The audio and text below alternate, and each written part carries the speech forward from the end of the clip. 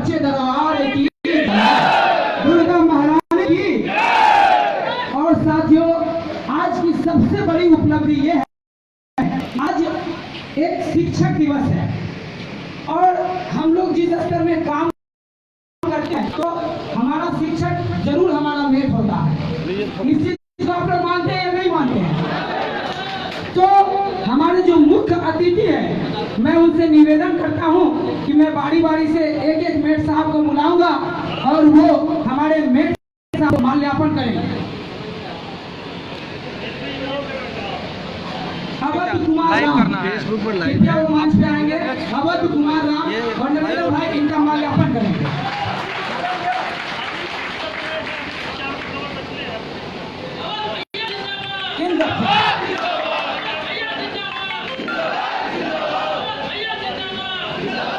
Manoj Kumar gang number 4 में, और इनके लिए मैं थोड़ा ज्यादा बोलूंगा साथियों।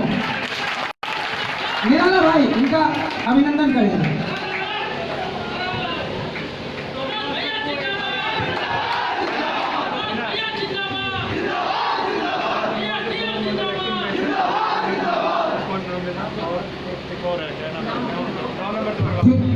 छेदन पासवान गैंग नंबर 5, अवनीश भैया इनका माल्यार्पण करेंगे।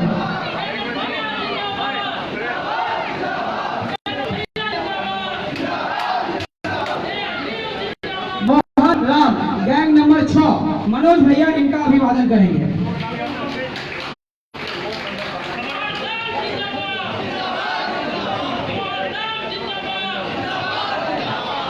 राम प्रकाश मेट, ये हमारे बहुत ही सीधे साधे मेट हैं साथियों, इनके लिए जोरदार। और मनोज भैया इनका माल्यार्पण करेंगे। प्यारे लाल ठाकुर एक हमारे यंग मेट, उनका अभिवादन हमारे चेतन भैया करेंगे जो कि मुंबई से आए हैं। इनके लिए तो जोरदार ताली हो जाए।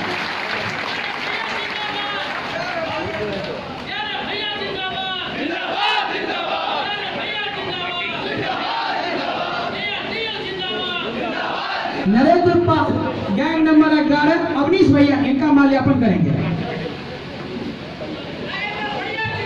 जिंदाबाद जिंदाबाद।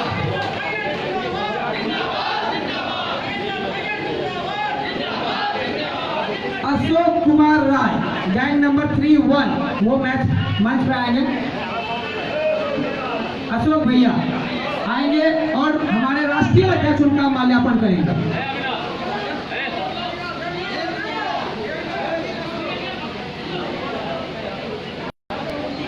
आए अशोक कुमार आए।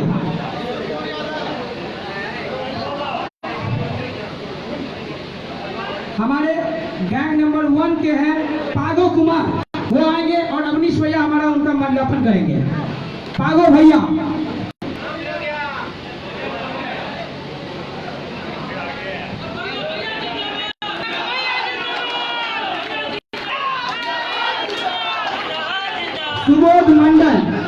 सुबोध मंडल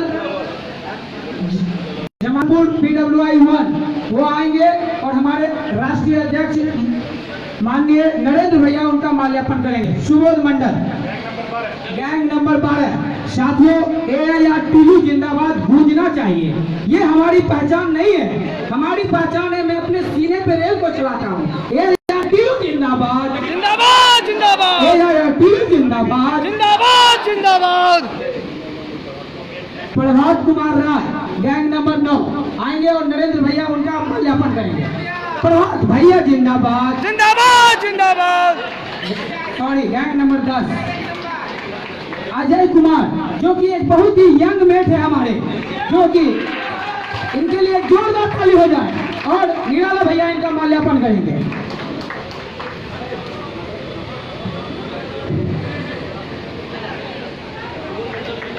धन्यवाद साथियों।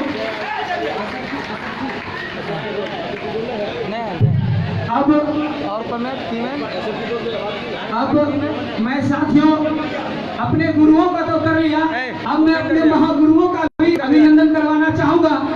हमारे बुजुर्ग साथी हैं सुनील मंडल, वो आएंगे और हमारे माननीय राष्ट्रीय अध्यक्ष का माल्यार्पण करेंगे। सुनील भैया हमारे नरेंद्र जितेंद्र भाई को। AIRTU जिंदाबाद, AIRTU जिंदाबाद।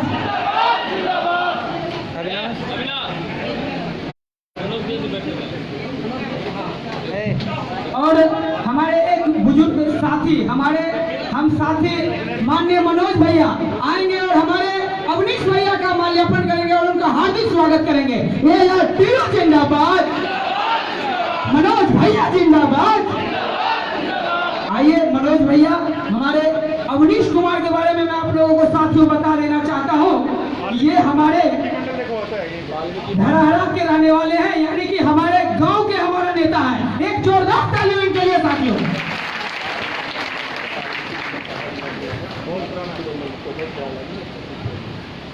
वाल्मीकि मंडल गैंग नंबर 12 से आएंगे और हमारे निराला भाई का माल्यार्पण करेंगे। वाल्मीकि मंडल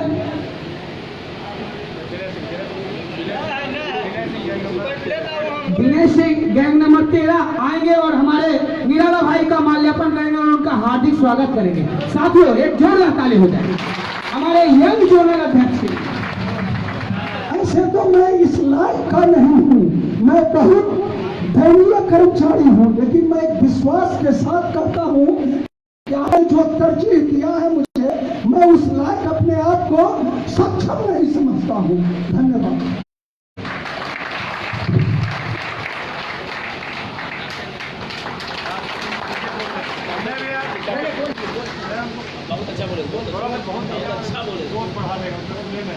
थोड़ा बोले, 2 शब्द बोलने का मौका दीजिए। और हमारे निराला भैया के लिए 2 शब्द विनय भैया बोलेंगे। हमारे निराला भैया के लिए 2 शब्द कहने के लिए तो मेरे पास शब्द का अंबार लगा हुआ है। विषम परिस्थिति है कि सर को सर से लुढ़क देंगे सरहद पर। इन्हीं शब्दों के साथ मैं अपने निराला जी का समूचे ARTU का धन्यवाद ज्ञापन नहीं करता, संबोधन करता हूँ। बहुत दुख है कि हम लोगों में एकता नहीं है। अरे आवाज को हम एक हैं, आवाज को हम एक हैं। अरे मोम तो मोम है, मोम को पिघलते देखा इस दुर्गा माँ के प्रांगण में। अनेक ट्रेडमैन एसोसिएशन को इकट्ठा होते देखा। मैं अपने आवाज को पीछे देता हूँ, आवाज को हम एक हैं। धन्यवाद हमारे विनय भैया, आपने हम युवाओं को एक हवा दे दी है। भैया जिंदाबाद। किस दिशा में जाऊं और मैं कहाँ हूँ। अब साथियों मैं अपने नवल प्रसाद सिंह से निवेदन करूंगा, वो आए और हमारे मनोज महतो जी का माल्यार्पण करेंगे। फेसबुक लाइव पर जिंदाबाद जिंदाबाद जिंदाबाद।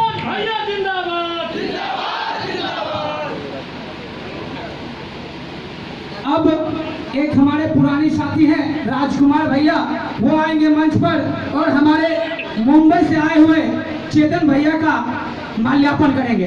राजकुमार भैया जिंदाबाद, AIRTU जिंदाबाद, AIRTU जिंदाबाद। चेतन भैया जिंदाबाद, चेतन भैया जिंदाबाद।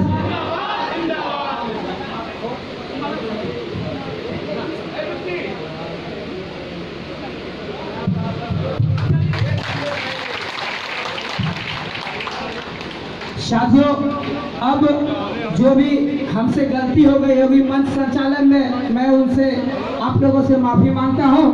और अब मैं फिर से मंच संचालन का काम हमारे माननीय उपेंद्र भैया को देता हूं। और आप लोगों के बीच जो आए हैं हमारे माननीय अतिथि, वो बोलेंगे हम लोगों के लिए। एक हमारे गुप्ता जी हैं गैंग नंबर 6 का, वो आएंगे फिर से हमारे राष्ट्रीय अध्यक्ष का राष्ट्रीय अभिनंदन करेंगे। रंजीत गुप्ता, आप लोग काम पे आए गुप्ता जी, और हमारे राष्ट्रीय अध्यक्ष का माल्यार्पण करेंगे। और उसके बाद मैं आगे की कार्यक्रम को आगे बढ़ाऊंगा।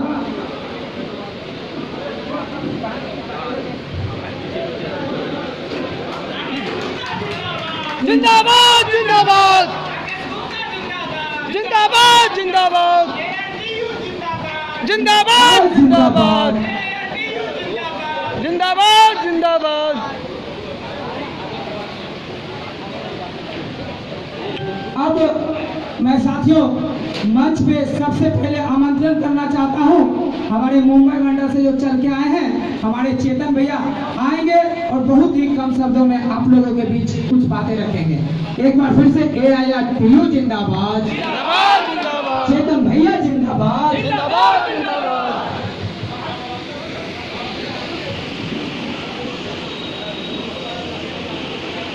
AIRTU के पदाधिकारी और मेरे साथियों, मैं सभी का अभिवादन करता हूँ कि अपना कीमती समय निकालकर आप 6 बजे काम से छूटने के बाद भी हमारे लिए टाइम दिया, हमारे यूनियन के लिए टाइम दिया। ये मैं मेरा सौभाग्य समझता हूँ, मैं मेरी यूनियन का सौभाग्य समझता हूँ कि आपने कीमती समय हमें दिया। मेरे जीवन के मैं 27 साल बिता चुका हूँ और मैं 2 शब्द ही कहूँगा कि जो मैंने 27 सालों में जो देखा है और जो आने वाली पीढ़ी है वो न देखे, और ये मुझे बहुत आनंद होगा कि AIRTU ने जो 3 सालों में जो मेहनत की है हमारे यूनियन के लिए और हमारे साथियों के लिए, वो बहुत सराहनीय काम है। जो 150 सालों से दोनों यूनियनों ने हमारा खून चूसा है, जो हमारे ऊपर आकस्मिक जो अन्याय किया है उससे मैं बेहद दुखी हूँ। और ये मैं दुख का कारण ये दोनों यूनियन को ही देता हूँ जो हमारा इतने सालों से वोट मांगा है और हमारे से चंदा किया है और हमारा और इस यूनियन के लिए हमारे इस कैडर के लिए कुछ किया नहीं है। इस बात से मैं बहुत ही दुख हूँ और मुझे खुशी ये हो रही है कि हमारे 3 सालों में AIRTU ने जो काम किया है वो बहुत सराहनीय है और हमारे इसी चलते हमारे राहों पे AIRTU चलता रहेगा तो हमारे आने वाली पीढ़ियों के लिए भी बहुत अच्छा होगा। और बस मैं यही समाप्त करता हूँ। आगे साथियों जोरदार ताली हो जाए। चेतन भैया मुंबई से आए हम लोग की, एक बार चेतन भैया जिंदाबाद, AIRTU जिंदाबाद। अब मैं साथियों मंच पे आमंत्रण करना चाहता हूँ हमारे बीच हमारे राष्ट्रीय उपाध्यक्ष मनोज माधव जी का, जो कि हमारे ईस्टर्न रेलवे से आते हैं। वो एक हमारे लिए बहुत ही गर्व की बात है। मनोज माधव आए हमारे बीच मंच।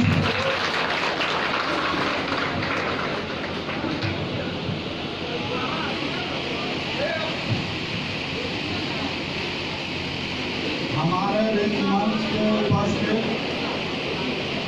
वर्मा विष्णु महेश रूपी हमारे साथी। आप सोचेंगे ब्रह्मा जी कौन है, विष्णु जी कौन है, महेश जी कौन है, तो वर्मा रूपी हमारे अग्निश भाई हैं जो कि अपना कीमती समय हर हमेशा दिन रात AIRTU के बारे में सोचते रहते हैं, इसको आगे बढ़ाने के लिए अपना हर कीमती समय देते रहते हैं। इसलिए इनका नाम हम वर्मा रूपी अवनीश भैया रखते हैं।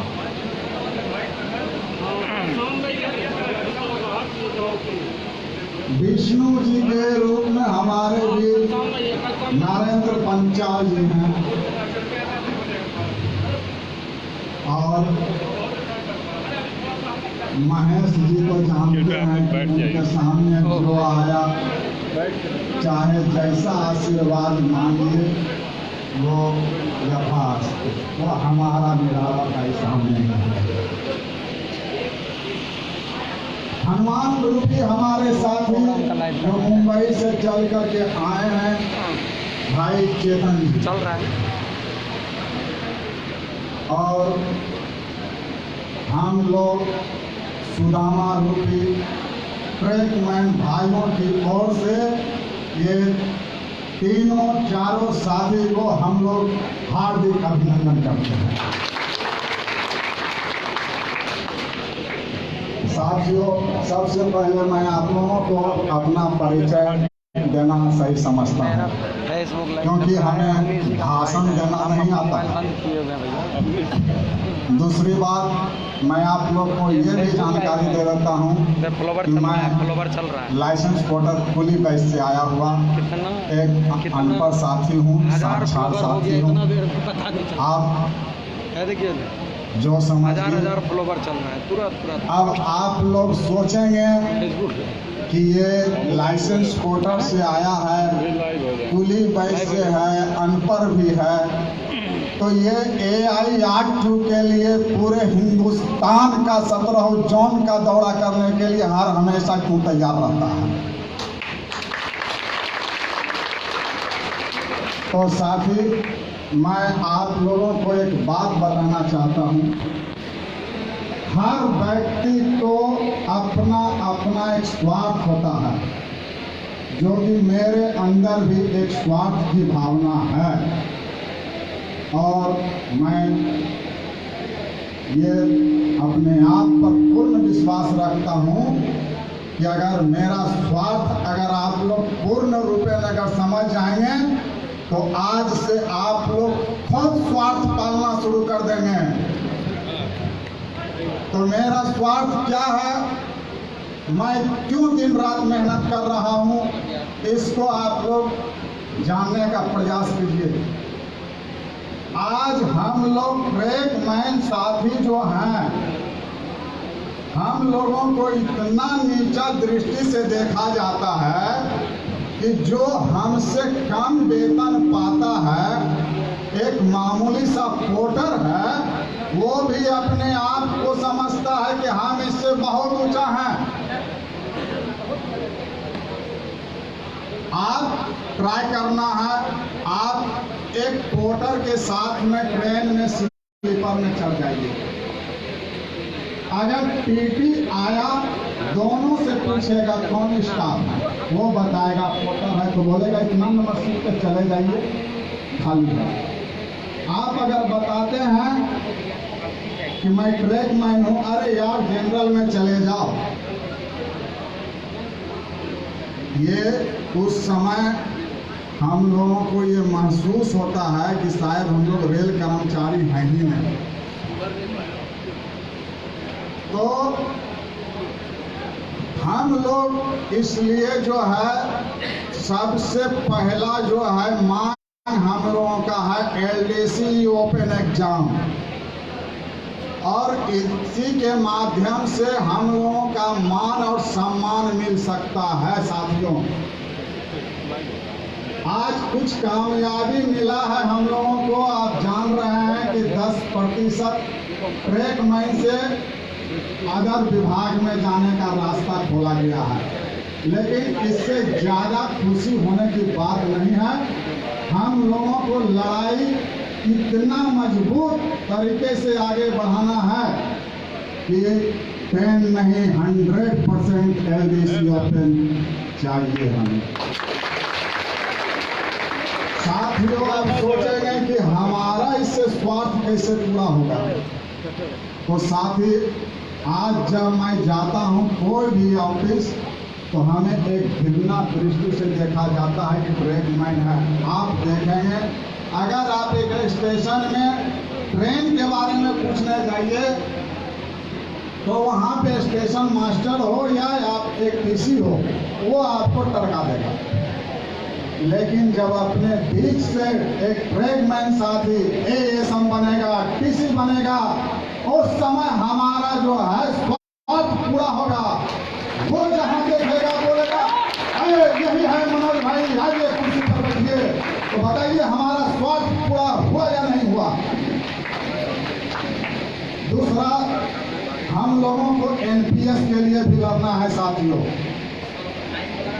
इसके लिए हम लोगों को एक मजबूत तरीके से इस लड़ाई को आगे बढ़ाना है।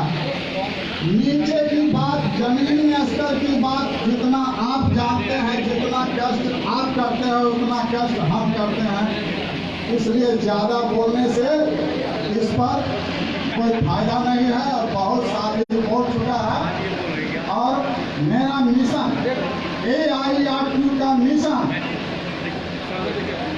LDC ओपन एग्जाम 100% देना होगा। LDC ओपन 100% देना होगा। NPS को रद्द करके पुरानी पेंशन लागू करना होगा। AIRTO जिंदाबाद जिंदाबाद, अवनीश कुमार जिंदाबाद, नरेंद्र पंचाल जिंदाबाद, कौशिक कुमार निराला जिंदाबाद। जय हिंद जय भारत। बहुत बहुत धन्यवाद मनोज भाई, आपने लोगों का हौसला अफजाई किया और मैं समय को बर्बाद नहीं करते हुए अपने भाई अवनीश कुमार जी, राष्ट्रीय सलाहकार समिति के मीडिया प्रभारी, मैं उन्हें आग्रह करूंगा कि वो अपने आए और चंद शब्दों से मंच का संबोधन करें। ताली, जोरदार ताली अवनीश भैया के लिए। और आप लोग नहीं पता कि कितने बड़े अवनीश भैया जिंदाबाद, अवनीश भैया जिंदाबाद, अवनीश भैया जिंदाबाद, अवनीश भाई। साथियों, शायद आप लोगों में से कुछ लोगों को यह मालूम नहीं होगा कि कल हमारे ईस्टर्न रेलवे के मंडल स्तर के अधिकारी श्री हिमांशु जी के पिताजी कल एक्सपायर कर गए।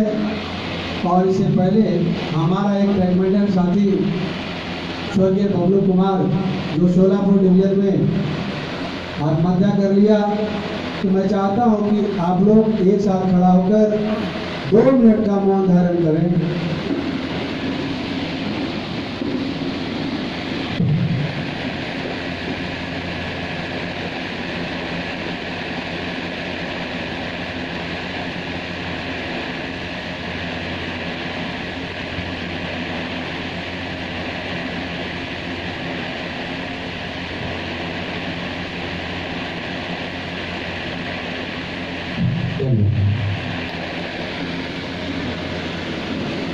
साथियों, आपको मेरा परिचय जिस अंदाज से दिया जा रहा था, मुझे लगता है कि आप लोगों को भी पता चल गया होगा कि मैं इसी मिट्टी से हूँ और इसी मुंगेर के खैरा की मिट्टी से हूँ।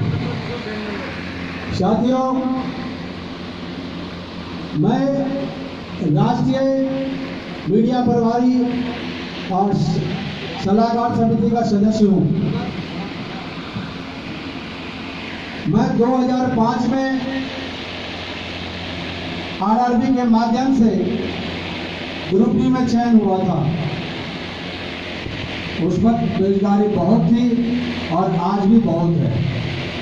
आप देखते होंगे कि RRB जब RRC या RRB हो, जब ग्रुप डी का चयन करता है तो यह जरूर बताता है कि गैंगमैन का इतना सीट है, खलासी का इतना है, पोर्टर का इतना है, सफाई वाले का इतना है, लेकिन यह नहीं बताता है कि कितने मार्च वाले को कहाँ भेजा जाएगा। मतलब पहला बार गुमराह आपको वही किया जाता है। जब आप पास कर जाते हैं, आपके पास रोजगार का पहला अवसर मिलता है, तो आप पाते हैं जो लोग सबसे ज्यादा नंबर लाया, जो सबसे ज्यादा फिजिकल फिटनेस रखा, उसे दौड़ा कर भी चेक किया जाता है। आप कभी देखें बोर्डर को दौड़ा कर चेक किया जाता है? नहीं। आपका मेडिकल स्टैंडर्ड जो है, आप देखें फोर्टर खलासी का है ये स्टैंडर्ड? नहीं है। मतलब आप हर ढंग से फिट हैं, तब आपको गैंगमैन दिया जाता है। इसका मतलब गैंगमैन ग्रुप डी का सबसे ऊपर का पद होना चाहिए। सही है? लेकिन यदि सही है तो आप लोग जब ट्रेन में सफर करते हैं, जब आपका 4-5 साथी जमा होता है, जब अपना अपना परिचय देने लगता है, कोई होटल में होता है, कोई टीसी में होता है, कोई घाट में होता है, जब वो परिचय करने लगते हैं, आपकी जब नंबर आती है, आपकी बारी आती है परिचय देने का, भाई तुम किस डिपार्टमेंट में हो, तो हमारा साथी भी पहले तो ये कहता है इंजीनियरिंग डिपार्टमेंट में। सामने वाला भी चूंकि रेलवे से पीछे पड़ जाएगा, बोला इंजीनियरिंग में क्या, अरे ओपन लाइन में हूँ, और बस चले तो बोलेगा मैं बाथरूम से आ रहा हूँ। लेकिन वो यार मानने के लिए तैयार नहीं और ये करने के लिए तैयार नहीं लोगों के बीच कि मैं गैंगमैन हूं। और यही कमबख्त हालत आज भी है।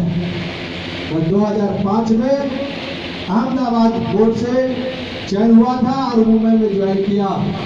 आप लोगों को पता होगा जब RRC RRB एग्जाम ले रही थी तो क्या हुआ था, महाराष्ट्र में विरोध हुआ था, बाहरी लोग परीक्षा नहीं देगा, खास करके बिहारी और भैया नहीं आएगा, बिहारी मतलब बिहारी, भैया मतलब यूपी वाला, ये दोनों छोड़ के सब चलेगा।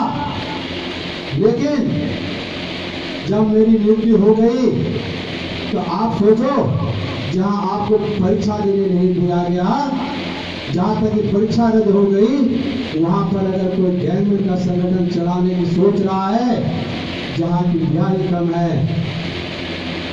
जहां महाराष्ट्र है, गुजरात के लोग हैं, साउथ के लोग हैं, सभी लोग हैं, और खासकर बिहारी से एलर्जी बहुत ज्यादा है लोगों को। एलर्जी वो लोग कर रहे हैं जिसके पास काबिलियत नहीं है।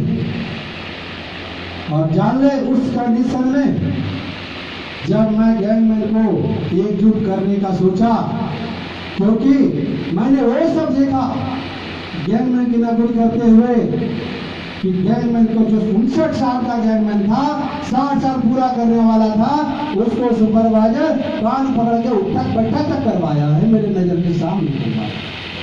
ये मेरा पहला हृदय परिवर्तन का कारण रहा। मुझे लगा कि अगर हम इस डिपार्टमेंट में आए हैं और मौका मिला है तो लोग जिस पद को सिपाते हैं, जिस रंग से नफरत करते हैं और जिस रंग में अपने आप को छिपाना चाहते हैं, इसी रंग को, इसी पद को मैं इतना सम्मानजनक बना दूंगा कि कल के दिन हमारा गैंगमैन शान के साथ कहेगा मैं गैंगमैन हूं। साथियों, इसी क्रम में हमने पहली मीटिंग मुंबई में रखा। जब पहली मीटिंग में जिस प्रकार यहाँ भीड़ लगी हुई है, उसी प्रकार वह 350 से 4 लोग हमारी मीटिंग में जमा हुए थे। आपको मालूम है कि आपकी ताकत क्या है। शायद आप लोगों को अंदाजा नहीं होगा कि आप अकेले अपने आप में एक यूनियन हो, अपने आप में एक अलग रेलवे हो। भारतीय रेलवे में सबसे ज्यादा संख्या किसकी है और कितनी है? 4.5 लाख। संख्या हुई प्रतिशत जान लीजिए, अकेला गैंगमैन 40% है और इन डिपार्टमेंट को मिलाइए 50% है। रेलवे के आधे हिस्से में भगवाकरण पहले से किया हुआ है। अब रही भगवा क्रांति पैदा करने की, और जिसको all India railway track maintain union ने ऑरेंज क्रांति का नाम दिया है, भगवाकरण का नाम दिया।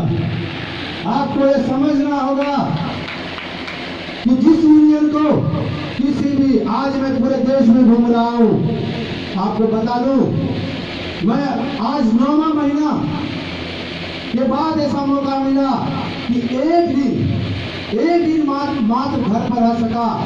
और मैं आज जमालपुर में हूँ लेकिन घर पे नहीं हूँ, जसीडीह में हूँ पर घर पे नहीं हूँ, कटिहार आता हूँ फिर घर नहीं आ पाता हूँ, गुवाहाटी जाता हूँ घर नहीं आ पाता हूँ, क्योंकि हमने अपने आप से एक वादा किया है, एक कसम खाया है, जब तक गैंगमैन को समानता का अधिकार नहीं दिला देते हमारी लड़ाई जारी रहेगी।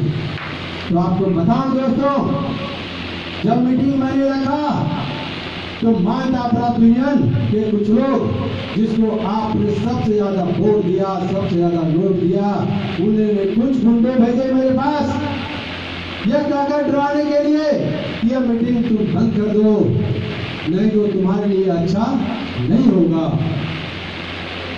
और जब हमने बोला भैया अच्छा होगा या खराब होगा ये तो तय बाद में करेंगे, पहले आप बैठ जाओ।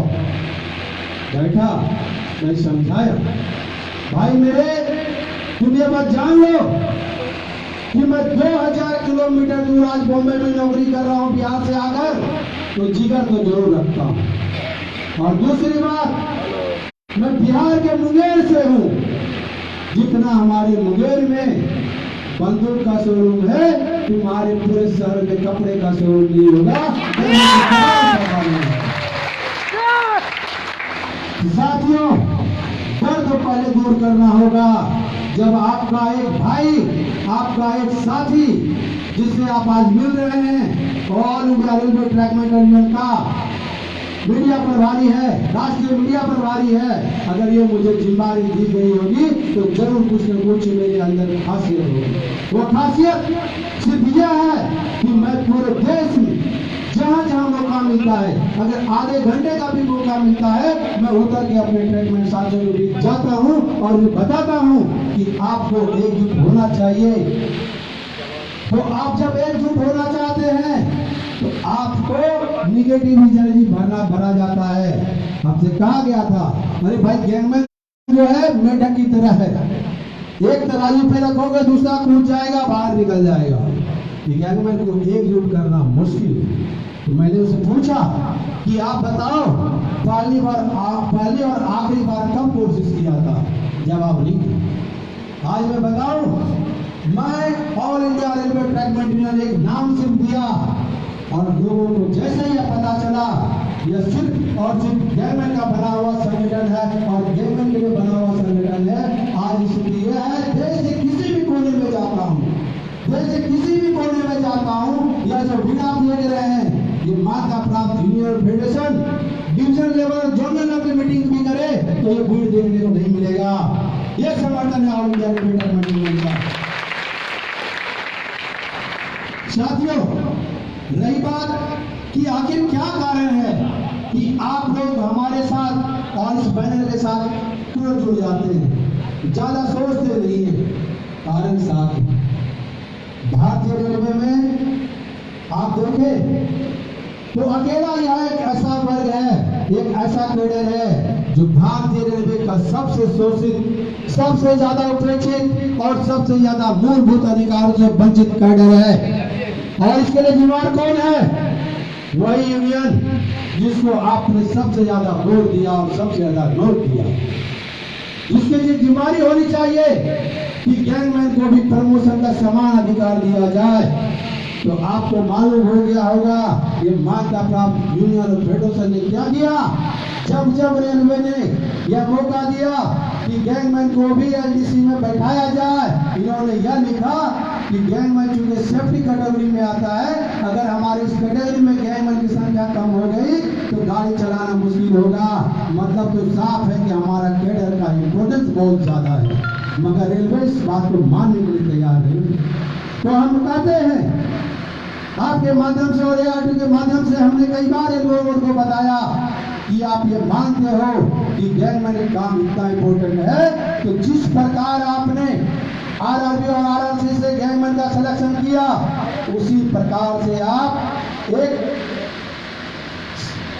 RRC या RRB एक माध्यम बनाए जिसके साथ मल्टीटास्किंग सीजन से SSC में होता है, सारे ग्रुप भी एक कर दिए जाए और जिसके अंदर काबिलियत हो, चाहे वो खलासी हो, वो क्यों जिंदगी भर मुंह हाथ काला करते रहे, या चाहे गैंगमैन क्यों ना हो, जिंदगी भर पारी पंजा क्यों मारता रहे, जिसमें काबिलियत है वो पास करके आएगा और सेशन मास्टर बनेगा, गार्ड बनेगा। फिर ये यूनियन क्यों घबराती है? वो जानता है कई रिजल्ट एलडीसी के और जीडीसी के आए हैं। आपको परिणाम जब सुनेंगे तो आश्चर्य होगी, जीडीसी के 80% से ऊपर सीट पर अकेले इंजीनियरिंग डिपार्टमेंट का कब्जा हर जगह हुआ है। साथियों, आपके प्रमोशन का अधिकार आपसे छीना गया। हमारा भारतीय संविधान, आजाद भारत का संविधान यह कहता है भारत के अंदर जो भी नागरिक है उसको समानता का अधिकार दिया जाए। मैं पूछता हूँ इस माध्यम से, क्या हमारे गैंगमैन को समानता का अधिकार मिला है? नहीं मिला है। लॉर्ड डलहौजी ने पहली गाड़ी चलाई थी तब मात्र 34 किलोमीटर में चला था। बोरीबंदी बंदर से लेकर थाने तक उस वक्त हमको 3 इंजन और 14 डब्बे की जरूरत पड़ी थी, जो मात्र 400 लोगों को लेकर आया था। आज भारतीय रेलवे 1,21,707 किलोमीटर में फैला हुआ है। अगर रूट आप देखें 67,368 किलोमीटर में फैला हुआ है। रेलवे का इतना विकास हुआ है, मगर आप दूसरी ओर देखें, गैंगमैन जो लॉर्डोलॉजी लोहे का सफल पारी खंती दिया था, आज भी तेजस जैसी गाड़ी गुजर जरूर रही है, मगर उस ट्रैक का मेंटेनेंस उसी पारी पंजे उसी सफल खंती से किया जा रहा है। क्या यह उचित है? आप बताइए। लॉर्डोलॉजी को मानता हूं अंग्रेज था, पूरा देश गुलाम था, इसीलिए पूरे देश के हर नागरिक साथ गुलामों जैसा व्यवहार होता था। हम मान लेते हैं कि चलो हमारा गैंगमैन के साथ भी गुलामों जैसा व्यवहार होता था, लेकिन 15 अगस्त 1947 को भारत देश आजाद हो गया। आज आजाद भारत के संविधान में हम लोग जी रहे हैं। तो क्या आपको लगता है कि आजाद देश में भी हमारे गैंगमैन को आजादी मिली है? नहीं। तो आजादी की दूसरी लड़ाई लड़नी होगी।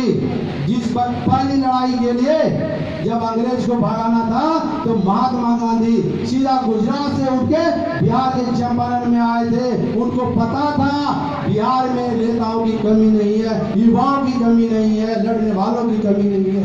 वो भी पहली क्रांति बिहार से शुरू किया था। और मैं जानता हूं जिस दिन हमारा बिहार इस क्रांति में कूदेगा, वो दिन दूर नहीं कि हमारा गैंगमैन को आजादी का अनुभव भी होने लगेगा और समानता का अधिकार भी मिल जाएगा। साथियों, आज जो बीड़ा आप इस संगठन में दिखा रहे हैं, आपको बता दूं, आप देख ले, कोई भी एसएससी, कोई भी एएन ऑफिस चले जाएं, वहां पर जो आपके इंचार्ज होंगे, सुपरवाइजर होंगे, किसी न किसी मान्यता प्राप्त यूनियन का ऑफिस बेरर होगा। लेकिन कोई गैंगमैन क्यों नहीं ऑफिस बेरर रहता है? उसके पीछे कभी आपने सोचा? उसके पीछे कारण बता दूं, क्योंकि वो सुपरवाइजर इसलिए रखता है कि वो वोट और चंदे नोट की खेती आप सुपरवाइजर के जरिए आप लोगों से कर सके। आप चाहे न चाहें, सुपरवाइजर के डर हो या कोई और कारण हो, आप चंदा देने के लिए मजबूर हो जाते हैं। सही है या नहीं? हम जानते हैं आप डरते नहीं हैं, सच्चाई है आप परहेज करते हैं। परहेज अब तक इसलिए करते आए कि आपके पास कोई माध्यम नहीं था, और मजबूरन चाहे मिल्स कांग्रेस हो या मिल्स यूनियन हो, आप चाहे ना चाहे सुपरवाइजर को चंदा देते थे। वो चंदा नहीं था, उसको हफ्ता वसूली कर सकते हैं आप, क्योंकि आप जानते हैं जब चंदा नहीं देंगे तो आपका जाज टीए, जाज छुट्टी, जाज नाइट आपको नहीं दिया जाएगा।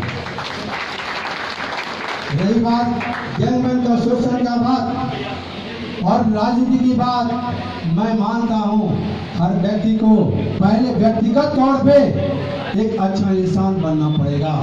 एक अच्छा इंसान ही एक अच्छा दोस्त बना सकता है, और एक अच्छा दोस्त, एक अच्छा इंसान ही एक अच्छा संगठन बना सकता है, और एक अच्छा व्यक्ति ही एक अच्छा नेता बन सकता है। आपको एक अच्छा व्यक्ति बनना होगा, क्योंकि आप देख ले, हमारा गैंगमैन साथी जो 8 घंटा 10 घंटा ट्रैक पर काम करता है, और गलती से ऑफिस चले जाए, ऑफिस में आपके बीच का बैठा हुआ साथी जो पंखे की हवा में घूम रहा है, मैं नफरत फैलाना नहीं चाहता हूं, मैं समझाना चाहता हूं उनको कि आप पंखे की हवा में बैठे हुए हैं। बहुत खुशी की बात है, आप बैठो, मैं इसकी बुराई नहीं करता, लेकिन जैसे ही आपका भाई, आपका ट्रैकमैन साथी जो आपके बदले काम कर रहा है, वो वहां जाए तो कम से कम एक गिलास पानी के लिए जरूर पूछे, तो यह साबित हो जाएगा कि एक अच्छा इंसान है। ऑफिस में काम करना आपकी मजबूरी हो सकती है, लेकिन इतनी भी बड़ी मजबूरी नहीं हो सकती है कि आप इंसानियत भूल जाएं। आप खुशी खुशी काम करें जहां करते हैं। और दूसरी बात मैं बता दूं, भारतीय रेलवे में भारत सरकार के अंदर मात्र सेना के बाद दूसरा अगर कोई सरकारी संस्था है तो भारतीय रेलवे का ट्रैक मेंटेनर है, जहां अनुशासन सबसे ज्यादा है।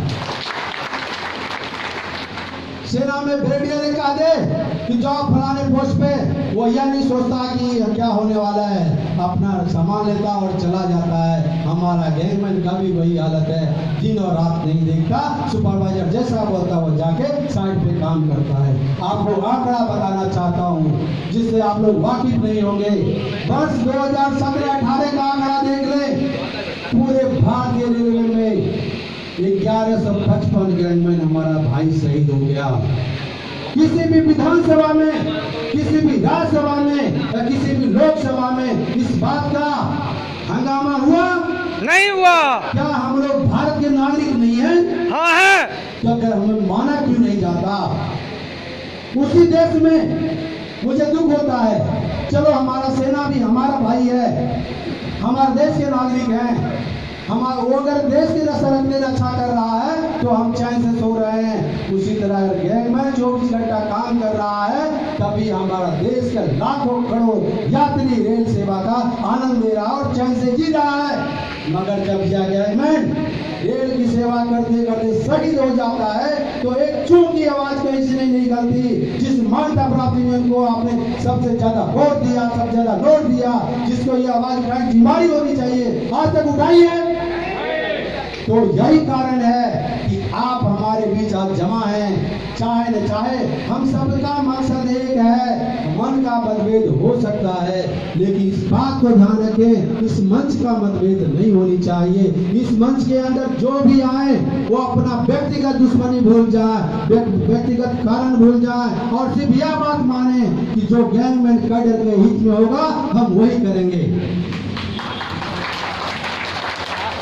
साथियों, एक जूनियर जो कल बहाल हुआ होगा वो साहब का बॉक्स बॉय बन जाए, टॉलीमैन बन जाए, वो अपने आप को सीनियर डीएन और ईएन से कम नहीं समझता। दुख तब होती है, दुख तब होती है चले तू तो मेरा भाई है, तुम दर्द नहीं समझ सका तो दुनिया से मैं क्या कहूँ। इसीलिए मैं उन साथियों को जो हमारे बीच में भी होंगे उनको भी मैं कहता हूँ हृदय परिवर्तन करो। 165 साल तक अगर किसी ने गैंगमैन का शोषण किया होगा तो यह आसान नहीं हुआ होगा और अगर आप कदम उठाना चाहेंगे आजादी का तो यह भी आसान नहीं होगा। आपको उदाहरण देता हूँ कि आज देखिए स्टेशन मास्टर अपना इन्होंने बनाया, स्टेशन बनाया, गार्ड ने बनाया, station master, guard, SNT, TC सभी ने अपना अपना स्टेशन बनाया। आप देखे होंगे किसी को भी किसी मीटिंग में रोका नहीं जाता, लेकिन जैसे ही हमारा गैंगमैन मीटिंग करने के बारे में सोचता है, सुपरवाइजर यह चाहता है कि संभव हो तो दूसरे सेक्शन में भेज दें ताकि ये अपने मीटिंग में नहीं पहुंच सके। आखिर ये लोग क्यों ऐसा करता है? ये लोग कौन है जो ऐसी नीति अपनाता है? आपको समझना होगा। वही सुपरवाइजर लोग हैं जो लोग रेलवे की सेवा और आपकी सेवा करने से ज्यादा यूनियन का चमचागिरी करना ज्यादा पसंद करता है। आपको बताऊं, कुछ दिन पहले यह चर्चा चली थी कि भाई गैंगमैन का तो भाव बढ़ गया है। अरे भैया, जिस देश में टमाटर 100 रुपए किलो चला जाता है, प्याज 200 रुपए किलो चला जाता है, उसी देश में गैंगमैन का थोड़ा भाव बढ़ जाए गलत क्या? ये तो होना चाहिए। और रही बात इसी, अभी फेसबुक पे आपका लाइव चल रहा है, आप देख रहे हैं, वो अलग है, और भी लोग देख रहा होगा। जिसको ज्यादा डर है वो ज्यादा ही चैन से देखता है हमारा वीडियो। उन लोगों को भी इसी माध्यम से बता देता हूँ, आपने डर तो बहुत दिखाया साहब। All India railway track union का दहशत देख लो, और दहशत तब तक जारी रहेगा जब तक गैंगमैन को समानता का अधिकार नहीं मिल जाता। आप देख ले, आज सुपरवाइजर अपने घर पर 2 गैंगमैन को रखता है, उससे ऊपर जाए 4 गैंगमैन को घर पे रखता है। हमने तो आपके कई सेक्शन में घुमा है, कई सुपरवाइजर तो अपने खेत में कटने के लिए भी गैंगमैन को भेजता है। आप बताओ, जब हम लोगों ने लड़ाई किया कि गैंगमैन को घर के काम नहीं करा जाए, गैंगमैन से घर के काम नहीं लिए जाए, क्योंकि इससे हमारा मान हानि होता है। जब हमारा पढ़ा लिखा ग्रेजुएट गैंगमैन जब सुपरवाइजर के घर में चड्डी मांगने के लिए तैयार हो जाता है तो हमारी शर्म आती है। मुझे लगता है कि अब लड़ने की जरूरत है, भले उसको बाद में समझ में आए। तो हम लोगों ने लड़के रेलवे बोर्ड से ऑर्डर निकलवाया कि कोई भी सुपरवाइजर यदि गैंगमैन को घर पर इस्तेमाल करते हुए पाया गया तो उसके ऊपर एक्शन लिया जाएगा, नौकरी से बाहर किया जाएगा। आप देख लें, लगभग खाली होता हुआ दिख रहा है। सुपरवाइजर जो गिनती के 2 रखते होंगे वो भी डर रहे हैं। और आप लोग बिल्कुल बेफिक्र रहिए, वीडियो बनाइए, खूब मेरे पास भेजिए। हम आपका घर का आदमी नेता नहीं है, भेजिए, पूरी तरह से कार्रवाई होगी, इसकी चिंता आप ना करें। और आप दूसरा आश्वासन देता हूँ साथियों, आपका कॉन्टैक्ट, हर गैंगमैन का कॉन्टैक्ट, आज जो सबसे नीचे गैंगमैन है और सबसे ऊपर बैठा हुआ सीआरबी है, दोनों डायरेक्ट कांटेक्ट में आ गया है। इसलिए आप जो डरना छोड़ दीजिए। सुपरवाइजर की बात क्यों करते हैं साहब, आपसे भी अपनी नियत की बात करें। अगर all India railway track maintenance की नियत सही है और नियत सही है, यही कारण है कि मात्र 3 साल के अंदर भारत के 17 जोन में से 14 जोन पर all India railway track maintenance का कब्जा हो गया है। मुझे यह नहीं पता है कि 2019 में बीजेपी भगवाकरण कर पाएगी या न कर पाएगी, लेकिन मैं दावे के साथ कहता हूं, मान्यता के प्राप्त होने वाले यूनियन में जो की मान्यता की चुनाव होगी, भारतीय रेलवे के अंदर 100% भगवाकरण होगा, गैंगमैन का अतिक्रमण होगा।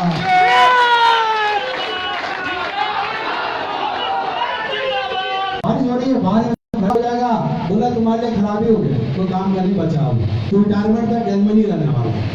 मैं बोला साहब ये मनसा, ये सोच आप बदल लें, क्योंकि हम भी पढ़े लिखे हैं। बोला 2-3 साल में समझ में आ जाएगा।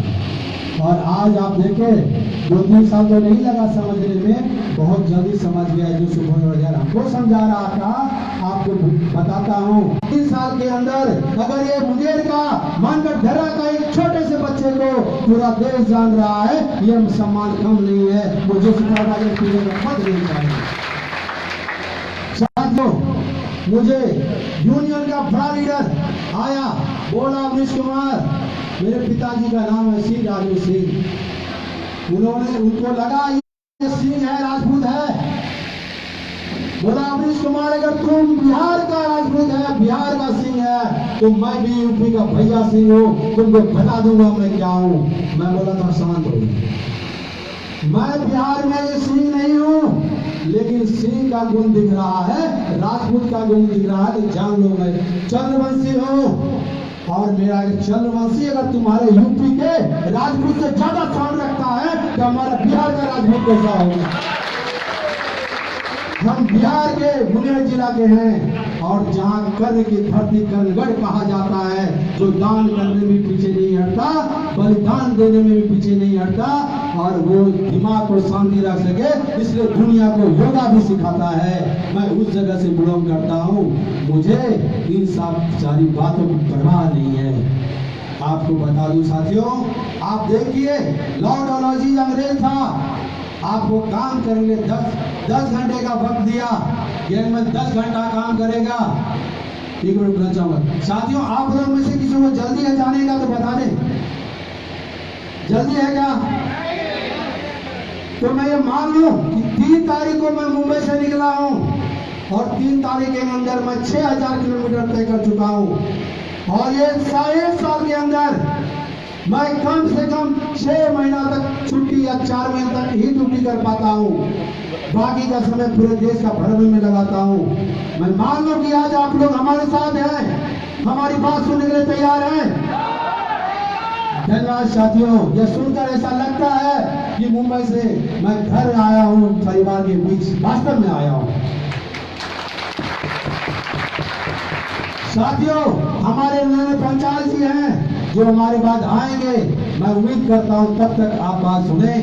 यदि हमारा गैंगमैन बारिश में भीग कर भी काम कर सकता है, धूप में जल के भी काम कर सकता है, ठंडा में ठिठुर कर भी काम कर सकता है, तो हमको लगता है एक दिन के लिए अपना 2-4 घंटा तो हमको दे ही सकता है।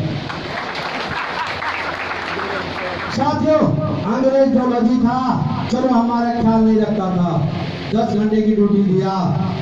अब तो देश आजाद हुआ, आप देख लें, जहां 10 गाड़ियां नहीं चलती थी, आज वहां हजारों गाड़ियां हो गई। जहां हजारों थी, वहां आप देखें 4 से 3,000 से 4,000 गाड़ियां हो गई। सबरबन में चले जाए, मुंबई, कलकत्ता, ये सारी जगह में आप उलट कर देखेंगे, दिल्ली, बम्बई हो या कलकत्ता, सब जगह ड्यूटी का एक ही रोस्टर 12 घंटा, 10 से 12 घंटा। आप बताओ, ये अंग्रेजी फरमान है या नहीं है? इसको बदलने की जरूरत है या नहीं है?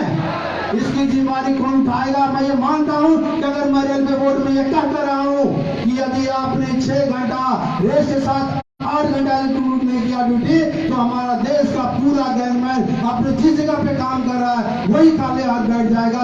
ये बात तैयार है? तो फिर आप जान लें, जो LDC 0.2 का सपना गैंगमैन देख रहा है आज, जिसको हमेशा से AIRF NFIR मंच ऑफ यूनियन कुचलता आया है, आपको नतीजा दिख रहा होगा। मात्र 14 जोन के हमारे साथी ने मिलकर 10% करवा लिया, मतलब शुरुआत तो हो गई है। अभी तो यह लड़ाई है, पूरी लड़ाई बाकी है। दोस्तों, ये तो बस शुरुआत है। और मुझे लग नहीं रहा था कि मैं जो जिन साथियों को बोला था, शादी मुझे कम से कम जमालपुर जब मैं आऊं, क्योंकि मेरा घर है, लोग कहते हैं दिया तले अंधेरा। आज मैं पूरे दुनिया, मुझे पूरे देश मुझे जान रहा है कि ये गैंगमैन बिहार का है और मुंगेर का है, मेरा घर वाला ही नहीं जाने, तब तो ये बड़ा शर्म की बात है। मैं बोला कम से कम 10 लोग के बीच हमारी मीटिंग करा दो। आज जब मैं देख रहा हूँ ये तो भीड़ अंबार लगा हुआ है, मुझे अब नहीं लगता है कि दोबारा आप लोगों को ज्यादा परेशान होने की जरूरत है। आपकी हर मांग, हर जरूरत पूरी की जाएगी, और वो भी आपके माध्यम से, आपके ताकत के माध्यम से। इस मीटिंग में आए हुए आपके अध्यक्ष पंचाल जी, जिनका उम्र बहुत कम है, आपको बोलता हूं, 100 वर्ष की जिंदगी जीने के लिए 100 वर्ष का उम्र जरूरी नहीं है। कुछ वर्षों में ऐसा कर जाओ कि सदियों लोग तुम्हें याद करें। भगत सिंह ने अपनी शहादत दिया और आजादी का किला ठोक दिया। आज भी देश आजाद, देश भी उसको याद कर रहा है। मैं चाहता हूं, मैं उम्मीद करता हूं कि यह लड़ाई, आप देख लें, भगत सिंह की उदाहरण तो दुनिया का हर व्यक्ति देता, लेकिन अगर पूछो कि तुम्हारे घर में भगत सिंह पैदा होना चाहिए क्या, तो बोलेगा नहीं, घर मेरे घर में नहीं चाहिए, बाकी कहीं भी पैदा ले, काम चल जाएगा, काम होने से मतलब है। भैया, जब भगत सिंह पैदा होने के लिए कोई तैयार नहीं है, और जो तैयार हुआ तो आप मान लें कि आप लोग सब साथ हैं, तो फिर आपको कोई नहीं रोक सकता। क्योंकि हमारे राष्ट्रपति, पूर्व राष्ट्रपति स्वर्गीय अब्दुल कलाम जी ने कहा था, जो सपना इंसान देखे और वो सपना आपको नींद में सोने नहीं दे, तो समझ लीजिए वो सपना साकार होने के लिए दुनिया कोई ताकत नहीं रोक सकता। और आपने जो सपना देखा है समानता का, ये कोई आपको साकार होने से नहीं रोक पाएगा। आप देखें, आज कुछ लोगों की संख्या, हमने दिल्ली में जब मीटिंग रखवाया था, हमारा ऑल इंडिया रेलवे ट्रैक ने रखवाया था, अनु शुक्ला जी और राजेश यादव और लोग मिलकर, तो मात्र हम लोगों ने बोला था 3000 की संख्या में लोग आएंगे, और मुझे नहीं अंदाजा था कि 12,000 से ऊपर चला जाएगा। 3000 लोगों की अनुमति मिल गई थी, लेकिन संख्या तो 12,000 से ऊपर चला गया। जब उनके आईजी से मिला, बोला तुम्हारा रैली नहीं निकलेगा। बोला 3000 लाया, 12,000 मैं पुलिस कहां से लाऊं? मैं बोला साहब, आप सेना आर्मी को देखे है ना, अनुशासन सबसे ज्यादा है, कहीं उससे ज्यादा हमारे यहाँ। आप चिंता ना करें, मैं 3-3 हजार का टुकड़ी बनाऊंगा और ये 12,000 एक साथ जाएगा। और वो सब लोग दिल्ली में हंगामा मचा दिया। आज आप देख लीजिए, आपको LDC और शुरुआत हो गई, और आपको सबसे पहले हार्ड ड्यूटी एवं रिक्स अलाउंस का भत्ता मिलना शुरू हो गया। आप उन साथियों से भी पूछिए जो मानता प्रांत यूनियन का आज भी झंडा लेके आगे दौड़ जाता है, उससे पूछिए कि आपका यूनियन तो नहीं दिलाया, तो फिर आप बताओ 2700 रुपया नहीं लोगे ना, आप मुझे दे दो वापस, और ये ऑल इंडिया रेलवे ट्रैक मंडल में मुझे दे दो। जब मैं ऑल इंडिया रेलवे ट्रैक मंडल के यूनियन का मेहनत का मैदाना आप उठाने के लिए तैयार हैं, तो ऑल इंडिया रेलवे ट्रैक मंडल यूनियन का बैनर उठाने के लिए आप क्यों नहीं तैयार हैं? ये आपसे सवाल कीजिए और अपनी आत्मा से पूछिए। जिस आदमी का अपना स्वाभिमान मर गया हो, उसके जीने का कोई फायदा नहीं। वो जीना होगा, और जीना है तो स्वाभिमान को जिंदा करना होगा। और सबसे पहले मैं बोला एक अच्छा इंसान बनना होगा। अब पहले क्या थे, कल क्या थे, मुझे नहीं पता, मुझे ये नहीं पता, लेकिन आज आपका घर बन चुका है और इसका नाम ऑल इंडिया रेलवे ट्रैक मंडल यूनियन है, जिसका मैं हर जगह एक ही लाइन में परिभाषा देता हूँ और हर लोगों को यही याद दिलाना चाहता हूँ कि वो जहाँ जाए और ये परिभाषा दे। वो परिभाषा क्या है?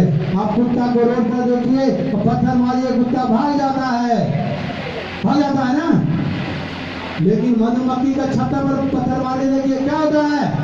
आपको भगा देता है। ऑल इंडिया रेलवे ट्रैक मंडल यूनियन गैंगमैन का वो छत्ता है, वो घर है जिस पर जिस किसी ने भी पत्थर मारने की कोशिश की, उसकी बुनियाद खत्म कर दी जाएगी। आप सोच लें, बबलू कुमार, हमारा स्वर्गीय बबलू कुमार जब भागलपुर से बिलोंग करता है, क्यों शहीद हुआ, क्यों उसे मौत के गले लगना पड़ा? मालूम है ना आप लोग को? दुनिया का था छुट्टी की वजह से वो मरा है। जब मैं जीएम साहब से मिलने गया, ऑल इंडिया रेलवे ट्रैक मंडल यूनियन के पदाधिकारी होने के नाते मेरी जिम्मेवारी बनती है कि हम गैंगमैन के दर्द को नीचे से ऊपर तक लेके जाएं। आपको मालूम होना चाहिए, 14 तारीख को जब वीडियो हमारे पास आया, ऑल इंडिया रेलवे ट्रैक मंडल यूनियन के पास आया, तो यह वीडियो 2 घंटा के अंदर यह हाहाकार मचाया कि रेलवे बोर्ड चेयरमैन के असफर लोहानी साहब ने आदेश निकाला कि डिवीजन और जोनल लेवल की एक जांच कमेटी बैठाई जाए। लेकिन मुझे नहीं पता कहाँ क्या गलती हुई, मिस्टेक हो गई कि हम अपने साथी बबलू जी को नहीं बचा, मगर उनकी शहादत बेकार जाने को नहीं देंगे। आज उनकी शहादत भारत के हर गैंगमैन को जगा दिया है। जिस गैंगमैन का स्वाभिमान मर चुका था, वो भी जिंदा खड़ा हो गया, क्योंकि मुझे मालूम है दुनिया की कोई भी ताकत एक भाई को दूसरे भाई से अलग नहीं कर सकता। और भारतीय रेलवे में कुल 4 लाख गैंगमैन है, जो दुनिया का सबसे बड़ा परिवार है, जिसके पास 4 लाख गैंगमैन साथी हो, जिनके पास 4 लाख गैंगमैन भाई हो, उसको दुनिया की किसी ताकत से डरने की जरूरत है क्या? नहीं। तो फिर ये अपनी शुमार नहीं डरता। यही कारण है कि मेरे पास सिर्फ एक बैग होता है और मैं पूरे देश में भटकता रहता हूँ। और जब तक मेरा मकसद पूरा नहीं हो जाता, जब तक ऑल इंडिया रेलवे ट्रैक मंडल का मकसद नहीं पूरा हो जाता, एक गैंगमैन नहीं जान जाता, एक गैंगमैन नहीं जान जाता कि मेरा क्या अधिकार है, तब तक मैं करता रहूंगा और उम्मीद करूंगा आप लोगों का साथ मिलता है। साथियों, हमारे कई गैंगमैन साथी मान्यता प्राप्त यूनियन के मीटिंग में भी चले जाते हैं। क्यों? तो उनको एक दबाव होता है, नहीं जाएंगे तो साहब क्या बोलेगा, साहब तो नाराज हो जाएगा, मेरा टीए गया, नाइट गया, सन गया। तो आप एक दबाव में आ जाते हैं। ये बात सच्चाई है, क्योंकि आपको उसके अंदर काम करना है। कोई बात नहीं। इसी को देखकर मान्यता प्राप्त यूनियन के बड़े पदाधिकारी ने हमको बोला, अरे अवनीश कुमार तुम किस गैंगमैन की बात कर रहे हो? तुम्हारा गैंगमैन तो हमारे मीटिंग में देखो कितना पड़ा हुआ है, तुम्हारा यूनियन को मैं चुटकी में बर्बाद कर दूंगा। मैं बोला, क्या किस भरम में घूम रहे हो? जिस गैंगमैन को तुम देख कर ये समझ रहे हो तुम्हारा है, इसको तो मैं तुम्हारे यूनियन में घुसेड़ कर रखा हूं कि जिस दिन चुनाव आए एक पत्थर फेंक दो, तुम्हारा शीश बर्बाद हो जाए। क्योंकि मुझे मालूम है इंसान नमक के साथ नमक नहीं खा सकता। हमारा गैंगमैन साथी आज अलग विचारधारा या किसी दबाव किसी लोग में जरूर भटक सकते हैं, लेकिन जैसे ही हम यूनियन इलेक्शन में खड़ा होंगे हमारा गैंगमैन खड़ा होगा, और जब कोने में आप जाएंगे वोट देने के लिए आपको पंजा पारी और सुपरवाइजर की गाली जरूर याद है। आप चाहे न चाहें, जो सुपरवाइजर आपको डरा रहा है जानता हूं वो भी आपको ही वोट करेगा, क्योंकि उसको मालूम है कि 50% गैंगमैन जब यूनियन को मानता पाने का कितना वोट परसेंट चाहिए, 30%। आप लोग जान लीजिए मात्र 30%। और जब गैंगमैन हमारा 50% है तो हमको किसी पास हाथ फैलाने की जरूरत है क्या? नहीं। तो सुपरवाइजर भी जानता है कि गैंगमैन जिस दिन चुनाव लड़ा चुनाव जीत जाएगा। इसलिए मैं मानता प्राप्त यूनियन को हमेशा बोलता हूँ, जिस मानता के दम पर तुम दम भर रहा है और हमारे साथी को डराने की कोशिश कर रहा है, वो मानता तो हम पॉकेट में लेके घूम रहे हैं। हमारा गैंगमैन अपने पॉकेट में लेके घूम रहा है, क्योंकि 30% तो क्या 40% से ऊपर वोट गैंगमैन खुद गैंगमैन को करेगा। तब जाकर आपको पता चलेगा गैंगमैन जिसके पसीने से आप दूर भागते थे, समस्या दूर करना तो दूर की बात है साहब, कभी हमारे गैंगमैन के पास बैठने का कोशिश नहीं करता था। आज आप देख लीजिए रेलवे बोर्ड का चेयरमैन भी हमारे गैंगमैन साथी के बीच फोटो खींचकर गौरवान्वित महसूस कर रहा है। ये इसको कहते हैं बदलाव, और ये बदलाव आपके दम पर आया है। इसलिए आपको इस बात को समझना होगा, आपकी एकता ही आपके हर मांग को पूरा कर सकता है। और मैं मानता हूँ इतनी संख्या में जो लोग आए हैं ये तो सभी बारूद हैं, और ये बारूद जो इस मीटिंग के बाद जाएगा अपने अपने सेक्शन में, जो साथी किसी कारणवश नहीं आ पाया होगा अपने अपने सेक्शन में जाइए और बम की तरफ फटना शुरू हो जाइए। और अगले मीटिंग जब हो तो ये हॉल को छोड़िए, अपना जो गोल्फ ग्राउंड भी कम पड़ना चाहिए। साथियों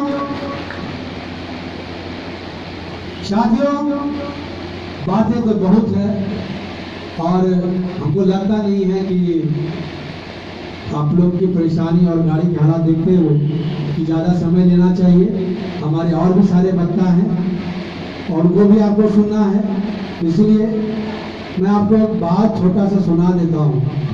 सुपरवाइजर लोग के घर में बड़ा विवाद चल रहा है, आप लोग नाराज मत होइएगा।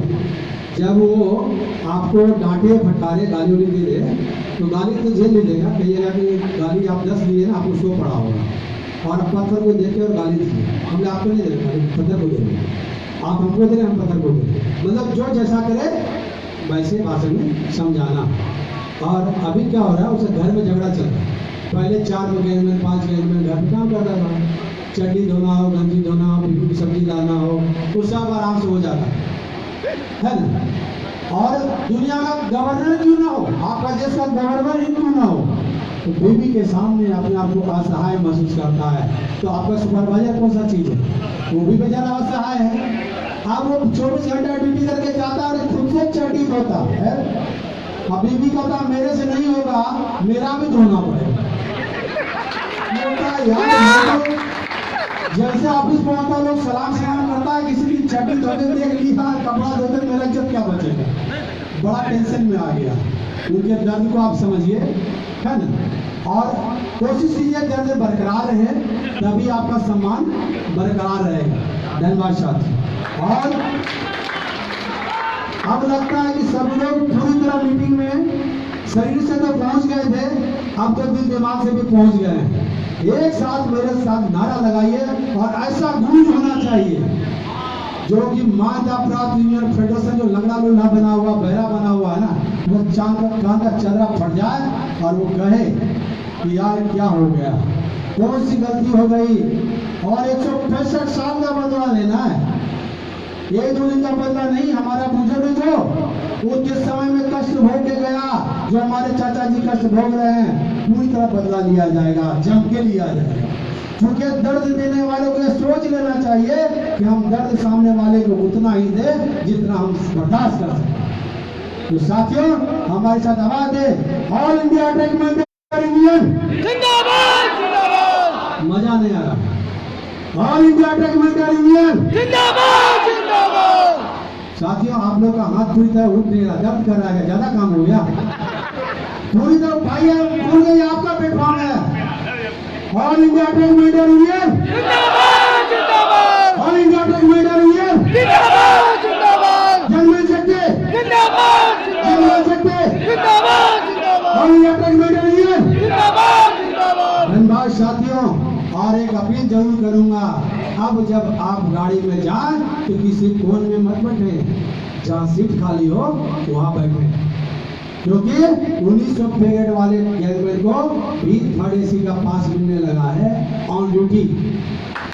ठीक है, ऑन ड्यूटी अगर आपको भेजे तो पंजा पारी साथ लेके, खंडी जो भी है सबल पारी लेके इसी में घुस जाइए।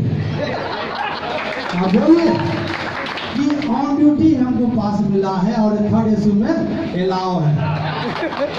या तो हमको 5 सामान लेके भेजो मत, आप भेजोगे तो हम ऐसे ही जाएंगे। ठीक है साथियों, धन्यवाद।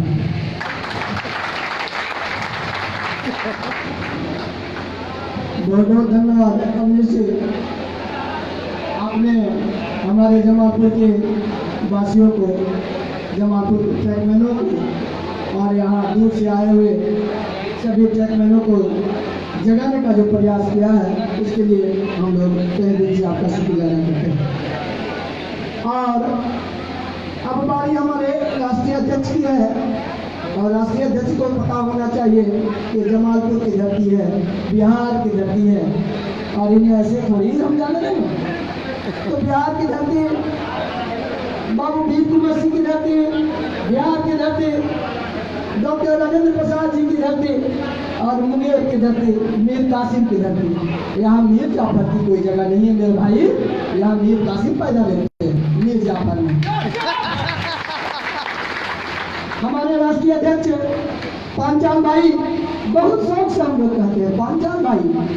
अरे ये शब्द जो हम लोग भाई कहते हैं, मुफ्त का नहीं कहते हैं। ये जमालपुर के जो सभी साथी हैं, ये उनकी वचन है, ये उनको भाई कह के संबोधित करते हैं। ये दिखाते हैं कि वो हमारे भाई हैं, और इस भाई का फर्ज मुझे मालूम है पांचाल भाई जरूर अदा करेंगे और बताएंगे कि जमालपुर के निवासियों ने जो हमारे कर दिए हैं उसको कैसे रिटर्न करना है। जमालपुर है, जमालपुर। यहाँ मीर कासिम की जगह मीर जाफर की नहीं मेरे भाई। अब मैं राष्ट्रीय अध्यक्ष जो है पांचाल भाई को आग्रह करूंगा कि अपने शब्दों से हम सबको आगे की रास्ता दिखाएं। तो पांचाल भाई, पांचाल भाई।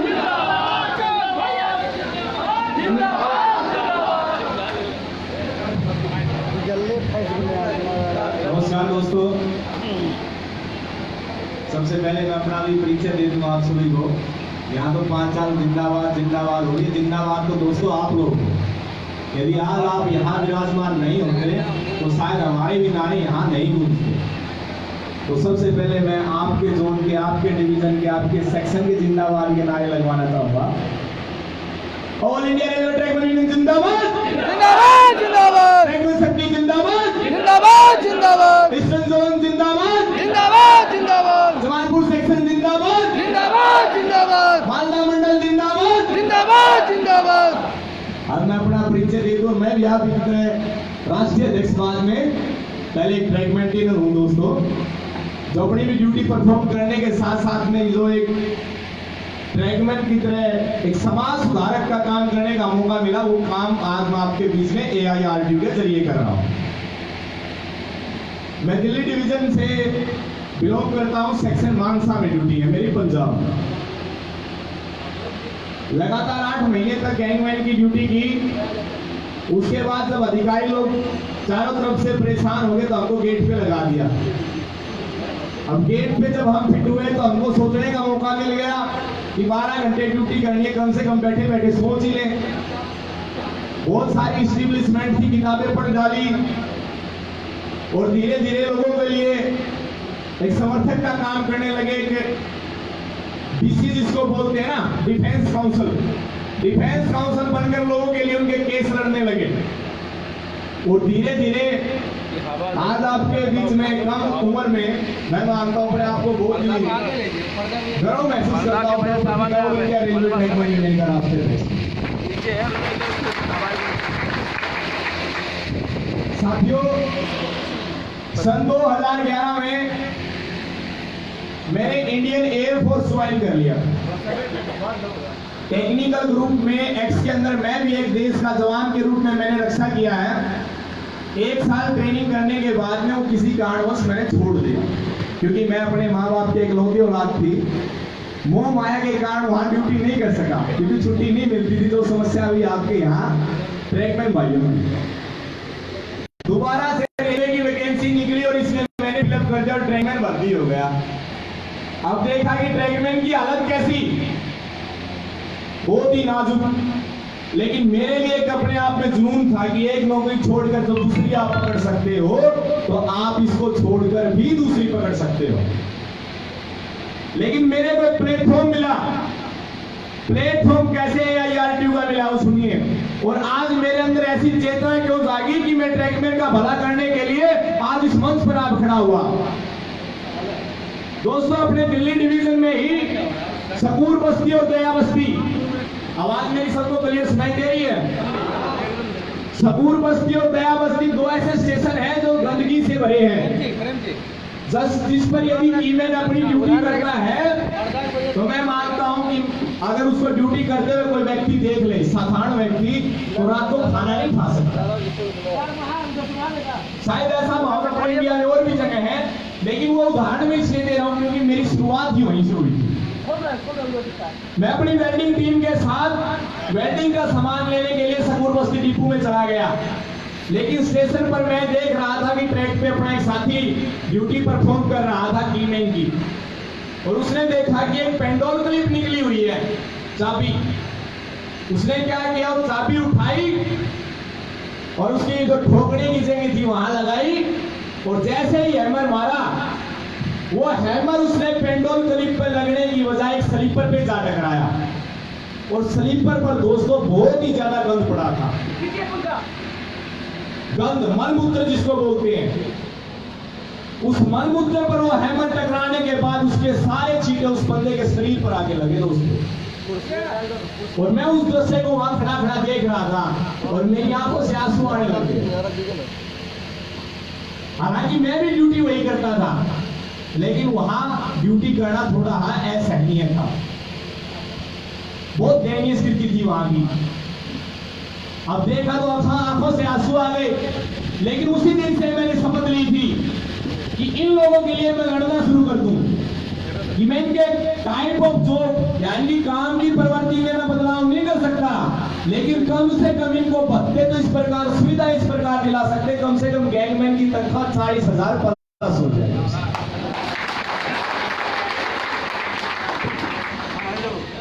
रेलवे बोर्ड ने दोस्तों आप लोगों के लिए बहुत सारे सर्कुलर निकाले। पीवे मैनुअल के आधार पर ऐसे सर्कुलर, ऐसी करेक्शन स्लिप बनाई जिसके आधार पर आज हम कह सकते हैं कि आपकी ड्यूटी 8 घंटे है, लेकिन फिर भी आप लोग ड्यूटी 12 घंटे परफॉर्म करते हो। ऐसा क्यों? साथी मनीष कुमार ने बताया कि अंग्रेजों की पॉलिसी मैटर था, अंग्रेजों के आधार पर हमसे ड्यूटी ली गई।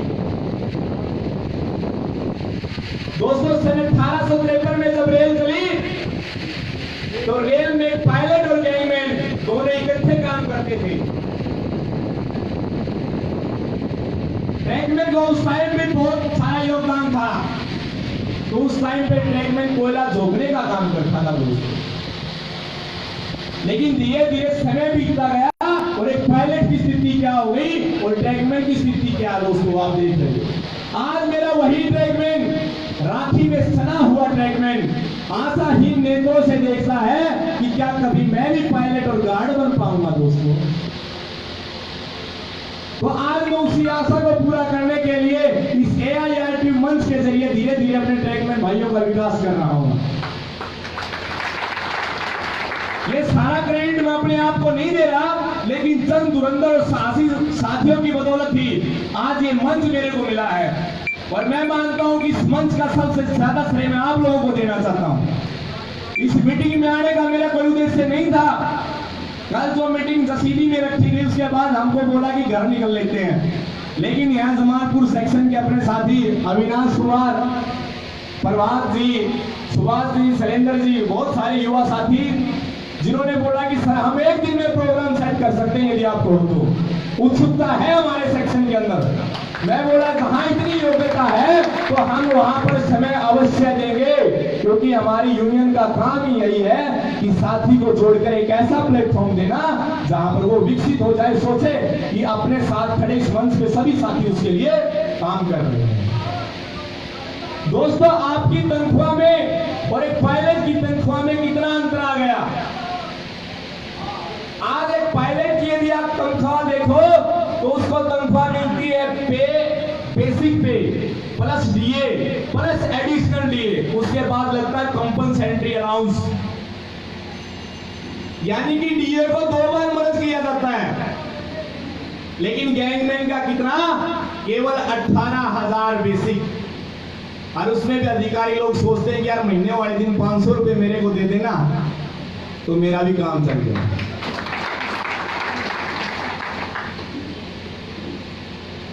एक पायलट के दोस्तों आज रनिंग रूम की व्यवस्था की गई है, जिसमें कम से कम 1.5 फुट ऊंचा स्प्रिंग का आपको गद्दा मिलेगा, बढ़िया सोफा सेट मिलेगा, और सामने होगी बहुत सारी दीवार जितनी बड़ी एलईडी,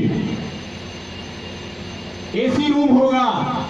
लेकिन आप लोगों के लिए आज तक रेलवे में किसी गैंग शेल्टर तक का निर्माण नहीं करवाया गया, लेकिन आज AIRTU की बदौलत हर सेक्शन की बीच में प्रत्येक 2 किलोमीटर में गैंग के सेट का निर्माण हो रहा है। दोस्तों, आज एक पायलट को रनिंग रूम के अंदर वो घुसता है तो उसको रेलवे का पर प्लेट का जो रेट है वो है 30 रुपीज। एक प्लेट खाने की होती है उसको ₹30 में मिलती है, लेकिन रेलवे ने पायलट को सब्सिडी दे दी एक प्लेट पे 27 रुपए, यानी कि एक टाइम का डाइट उसको मिलेगा केवल 3 रुपए में। 24 घंटे में वो 3 बार खाना खाता है तो केवल 9 रुपए उसको 24 घंटे में देने पड़ेंगे दोस्तों, 9 रुपए। लेकिन आप किसी ड्रिलमेंट के दौरान चले जाएं तो आपको खाने के रूप में दैनिक भत्ता मिलता है, लेकिन उसमें भी अधिकारी सोचता है कि ये भत्ता भी यदि मेरी जेब में आ जाए तो मेरा भी थोड़ा फायदा होगा। उसके बाद दोस्तों आपको सुविधाएं बता रहा हूं कि क्या क्या सुविधाएं दी गई हैं। एक पायलट दोस्तों राजधानी और शताब्दी ट्रेन को यदि समय पर पहुंचा दे तो उसको यात्रा के रूप में मिलता है ट्रिप भत्ता, जो पायलट के लिए 24 रुपए, असिस्टेंट को पायलट के लिए 18 रुपए और गार्ड के लिए 12 रुपए।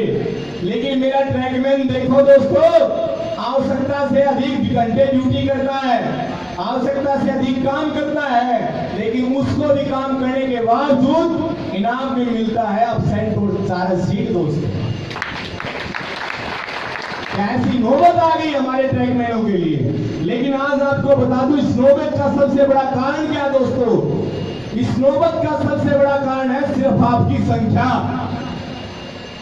प्रशासन को यूनियन ने सिर्फ एक ही चीज सिखाती आई है कि रेलवे में जो सबसे बड़ा कैडर वो ट्रैकमैन का, अच्छी बात है, लेकिन इसकी ताकत का अंदाजा नहीं था, इसका मिसयूज किस प्रकार किया गया।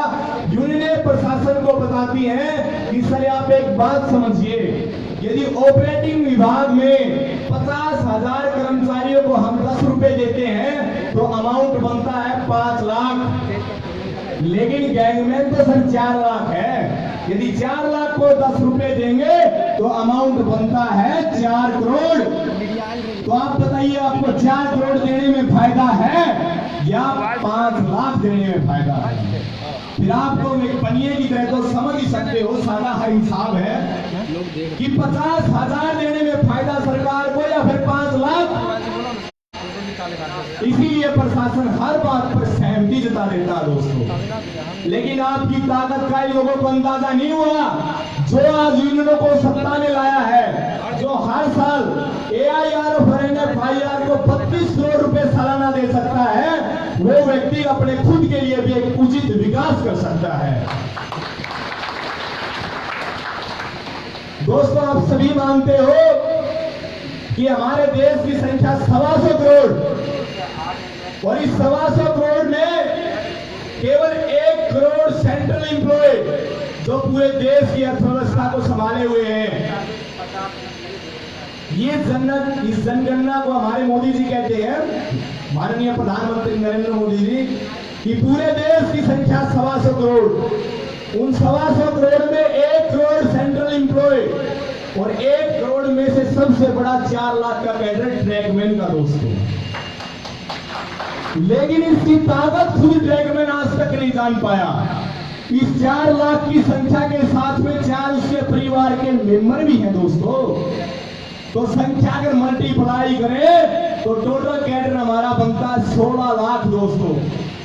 यदि 16 लाख जिस दिन इकट्ठा हो जाए तो 16 लाख देश की सरकार बना भी सकते हैं और देश की सरकार गिरा भी सकते हैं दोस्तों। आपको केवल सुविधाएं चुनिंदा है, लेकिन सर्कुलर के हिसाब से आपके लिए सुविधाओं का कोई भंडार है रेलवे बोर्ड के पास, लेकिन आपको कभी आज तक दिखाया ही नहीं गया। रेलवे ने 121 रेलवे हॉस्पिटल बनाए जिन पर आज रेलवे 583 करोड़ रुपए सालाना खर्च करती है। क्या आपको कभी उसमें से एक पैसा मिला? क्या उसको सारी फैसिलिटीज मिली? नहीं, किसी को नहीं मिली। आज मेरा गैंगमैन भाई रन ओवर हो जाता है। अरे मेरे को शर्म आती है खुद उस गैंग पर जिसका साथी उसके सामने रन ओवर हो जाता है, लेकिन फिर भी हम एक दिन की छुट्टी नहीं कर सकते। आज मैं बहुत ही ज्यादा शुक्रगुजार हूं बबलू कुमार का। माना आज से पहले रन ओवर बहुत सारे ट्रैक में होते रहे, लेकिन किसी ने कोई आवाज नहीं उठाई। उसके सामने साथी कटता रहा, लेकिन कभी किसी ने आवाज नहीं उठाई। आज बबलू कुमार के बलिदान के कारण, अगर बबलू कुमार के केस को यदि किसी ने हाईलाइट किया है तो all India railway trackman union. प्रत्येक मूवमेंट की खबर हमारे राष्ट्रीय सहायक महामंत्री चांद मोहम्मद जी के द्वारा अपडेट की गई। जब तक उसका शव सोलापुर से लेकर और बम्बोरी उसके गांव तक नहीं पहुंचा तो एक एक मिनट तक दोस्तों AIRTU ने चैन की सांस नहीं ली। जो यदि एक ट्रैकमैन के लिए इतना समय दे सकती है, तो मैं मानता हूं कि यदि हमारा ट्रैकमैन हमारे से कुछ सीखे तो बहुत ही जल्दी आपका प्रत्येक ट्रैकमैन का विकास हो सकता है दोस्तों। आप 63,000 किलोमीटर के ट्रैक की रक्षा करते हैं। इस 63,000 किलोमीटर के ट्रैक को रेलवे बोर्ड ने सोचा कि जल्दी से जल्दी इसका इलेक्ट्रिफिकेशन कर दें। एक दिन में 744 किलोमीटर का इलेक्ट्रिफिकेशन करवाया जाता है दोस्तों मशीनों के द्वारा। और इस 744 किलोमीटर के इलेक्ट्रिफिकेशन समझ रहे हो, विद्युतीकरण। लेकिन आज उसी ट्रैकमैन के देखो औजार, जिस दिन से ट्रेन चली थी और आज तक वही औजार है दोस्तों। क्या इन औजारों का भी कभी आधुनिकीकरण होगा? नहीं, लेकिन उसके आधार पर all India railway track maintainer union ने आपके लिए बहुत ही बढ़िया चीज निकाली। जब कोई व्यक्ति 25,000 वोल्ट की विद्युत धारा की तरंगों के नीचे से गुजरता है तो उसका बरसात के दौरान उसका विद्युत के साथ संपर्क बनता है। वो 25,000 वोल्ट की विद्युत धाराएं तवचा के कैंसर बना देती हैं। इसीलिए दोस्तों इस तवचा के कैंसर से बचने के लिए और मेडिकल सुविधाएं आपको दिलाने के लिए all India railway track maintainer union ने आपके लिए स्पेशल मेडिकल अलाउंस की मांग की है दोस्तों।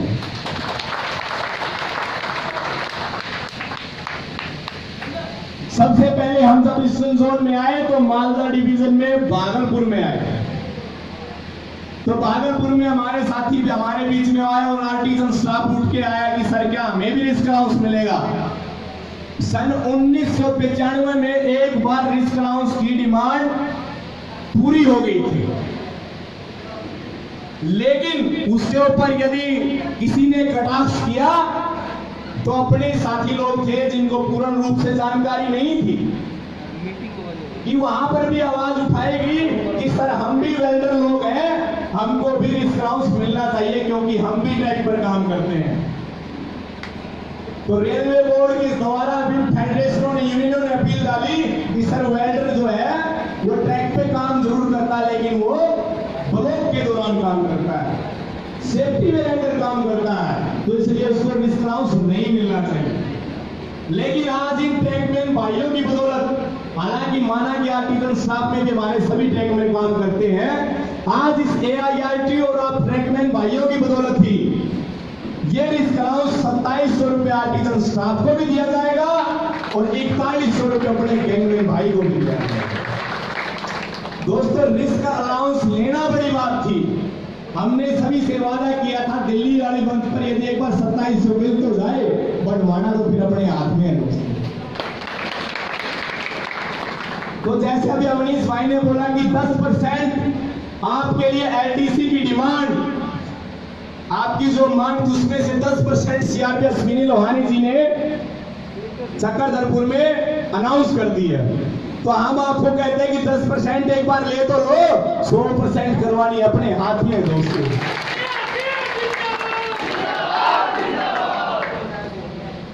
दोस्तों आपका PVA मैनुअल इंडियन रेलवे का सबसे बड़ा मैनुअल है, लेकिन इस मैनुअल में बदलाव करने के लिए आपको अभी यातनाएं झेलनी बाकी हैं। मैं मानता हूं कि यदि आप इस मुकाम पर पहुंच गए हैं तो इलेक्शन तक यदि आप इसी प्रकार संघर्ष करते रहे तो मैं मानता हूं कि आपका LDC कम से कम 50% जरूर ओपन हो जाए।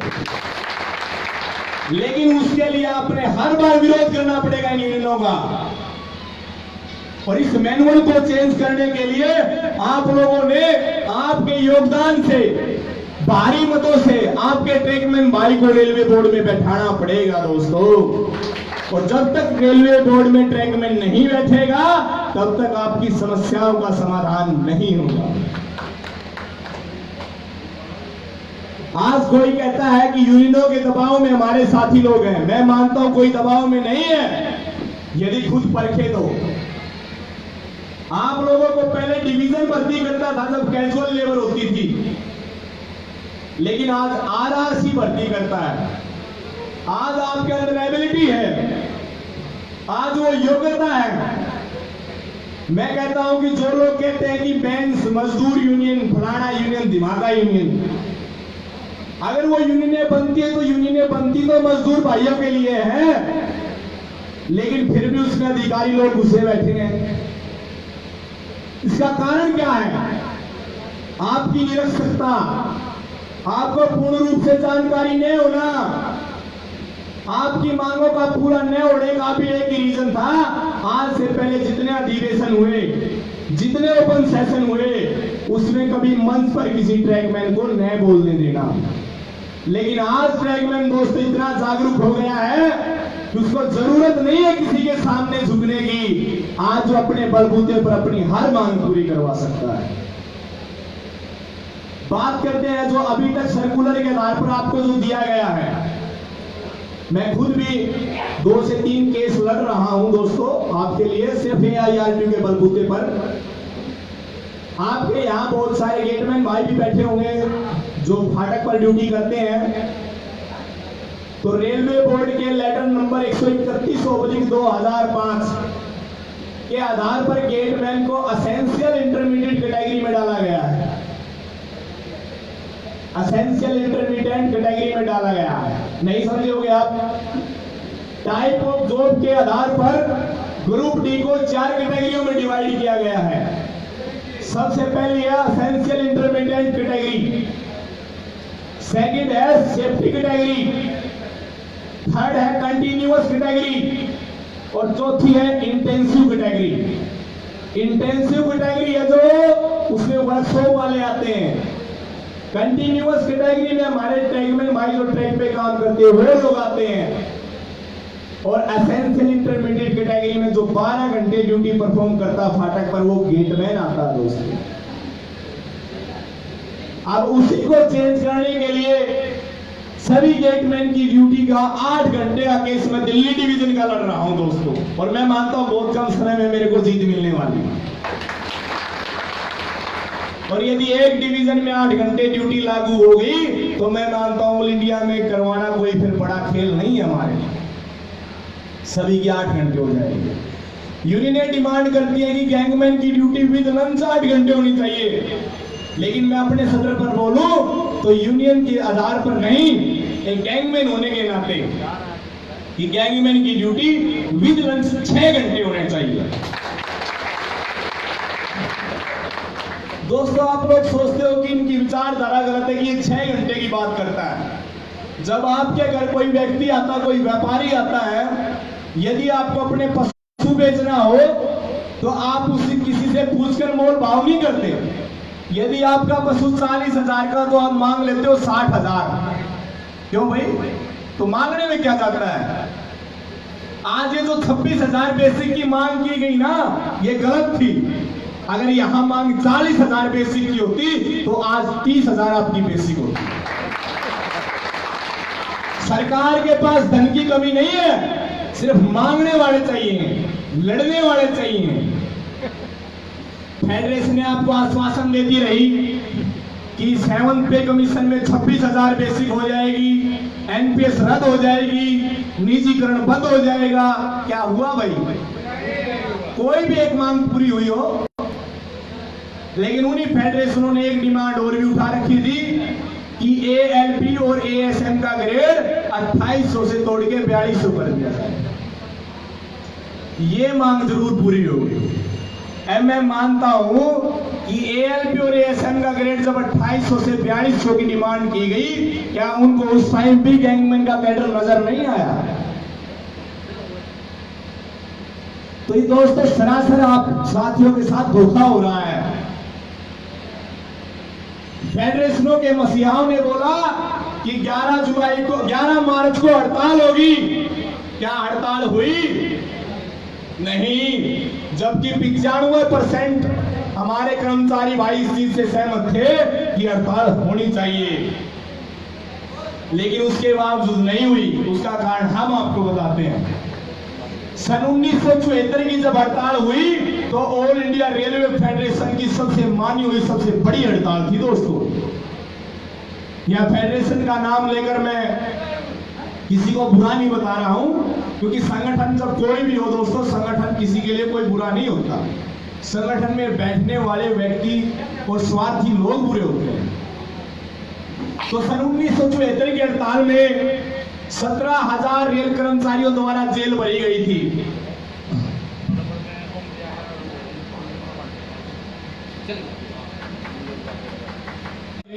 तो कल तो देश के लिए खतरा पैदा हो जाएगी। जिस प्रकार बीजेपी ने अभी जितने बाबा जिसको बोलते हैं संत महात्मा, ऐसे बड़े बड़े संत महात्मा को गिरफ्तार करवा दिया, जिसके पीछे लाखों करोड़ों देश पागल होया फिर रहा था। ठीक उसी प्रकार सरकार ने अपनी राजनीति चलाई और फेडरेशन के बड़े लीडरों के साथ मिलकर लॉयल कोटा जारी कर दिया। लॉयल कोटा जारी करने के बाद सहमति बनाई और सहमति में नोटिस जारी किया, एग्रीमेंट बनाए कि आने वाले समय में आप कभी भी हड़ताल नहीं करोगे। और यही वजह रही कि सेकंड टाइम आज 2016 में भी हड़ताल नहीं हुई। इन सच्चाइयों का दोस्तों आपको पता नहीं है। क्यों? क्योंकि आप 12 घंटे ट्रैक पे काम करते हो और उसके बाद थक हार कर सो जाते हो, यानी कि आपको सोचने का समय नहीं मिलता। और मेरे को सोचने का समय मिला तो मैंने इतिहास उठाया और पढ़ा और देखा कि ये यूनियनों की सच्चाई है दोस्तों। अपना 9 बजे ना, ध्यान रखना।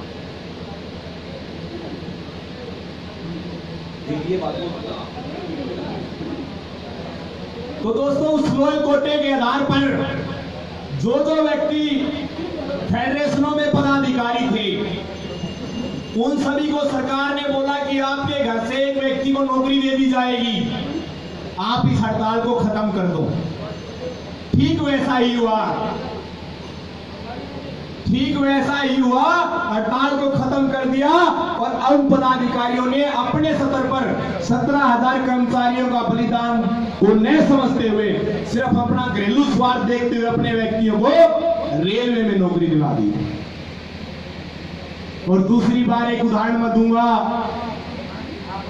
बोलना तो नहीं चाहिए, बार बार मेरे ऊपर ऑब्जेक्शन उठता है इस बात को लेकर। सेकंड टाइम जब आप हड़ताल के लिए आश्वासन दिया गया तो फिर फेडरेशनों के मसीहाओं ने आपके साथ धोखा किया और लखनऊ से अपने बेटे को सीट दिला दी और चला दी, टैपिंग मशीन चला दी, यानी कि हाइड्रोलिक सिस्टम चला दिया। और हर सब डिवीजन में, हर सेक्शन में, हर गैंग में, हर एक मेट को एक हाइड्रोलिक जैक प्रदान किया गया। क्या आपके यहां दिया गया किसी को? पता भी नहीं होगा आप लोगों को कि मिलता है नहीं मिलता। अपने सेक्शन में जाके कि मेट अपने लेवल पर एप्लीकेशन लिखकर दे अपने एसएससी को और एक हाइड्रोलिक जैक की डिमांड करे, निश्चित आपको मिलेगा। दोस्तों, AIRTU से जुड़ने के बाद आपको यातनाएं जरूर झेलनी पड़ेगी, हमने भी झेली भाई, लेकिन हमने आपको एक चैलेंज बना लिया। ज्यादा से ज्यादा हमारा क्या हो सकता था? ट्रांसफर। उसको भी हमने एक अपना मजबूत इरादा बना लिया। एक एसएससी यदि मेरा ट्रांसफर एक सेक्शन से दूसरे सेक्शन में करता है या आरोप लगाकर करवाता है तो दूसरे सेक्शन में जाने के बाद भी वहां भी हमने AIRTU का झंडा ही गाड़ना है। एक बार बदली हुआ तो पैकिंग अलाउंस मिला मेरे को, मेरी एक बेसिक पे, और साथ में रेलवे ने दी मेरे को 10 छुट्टियां।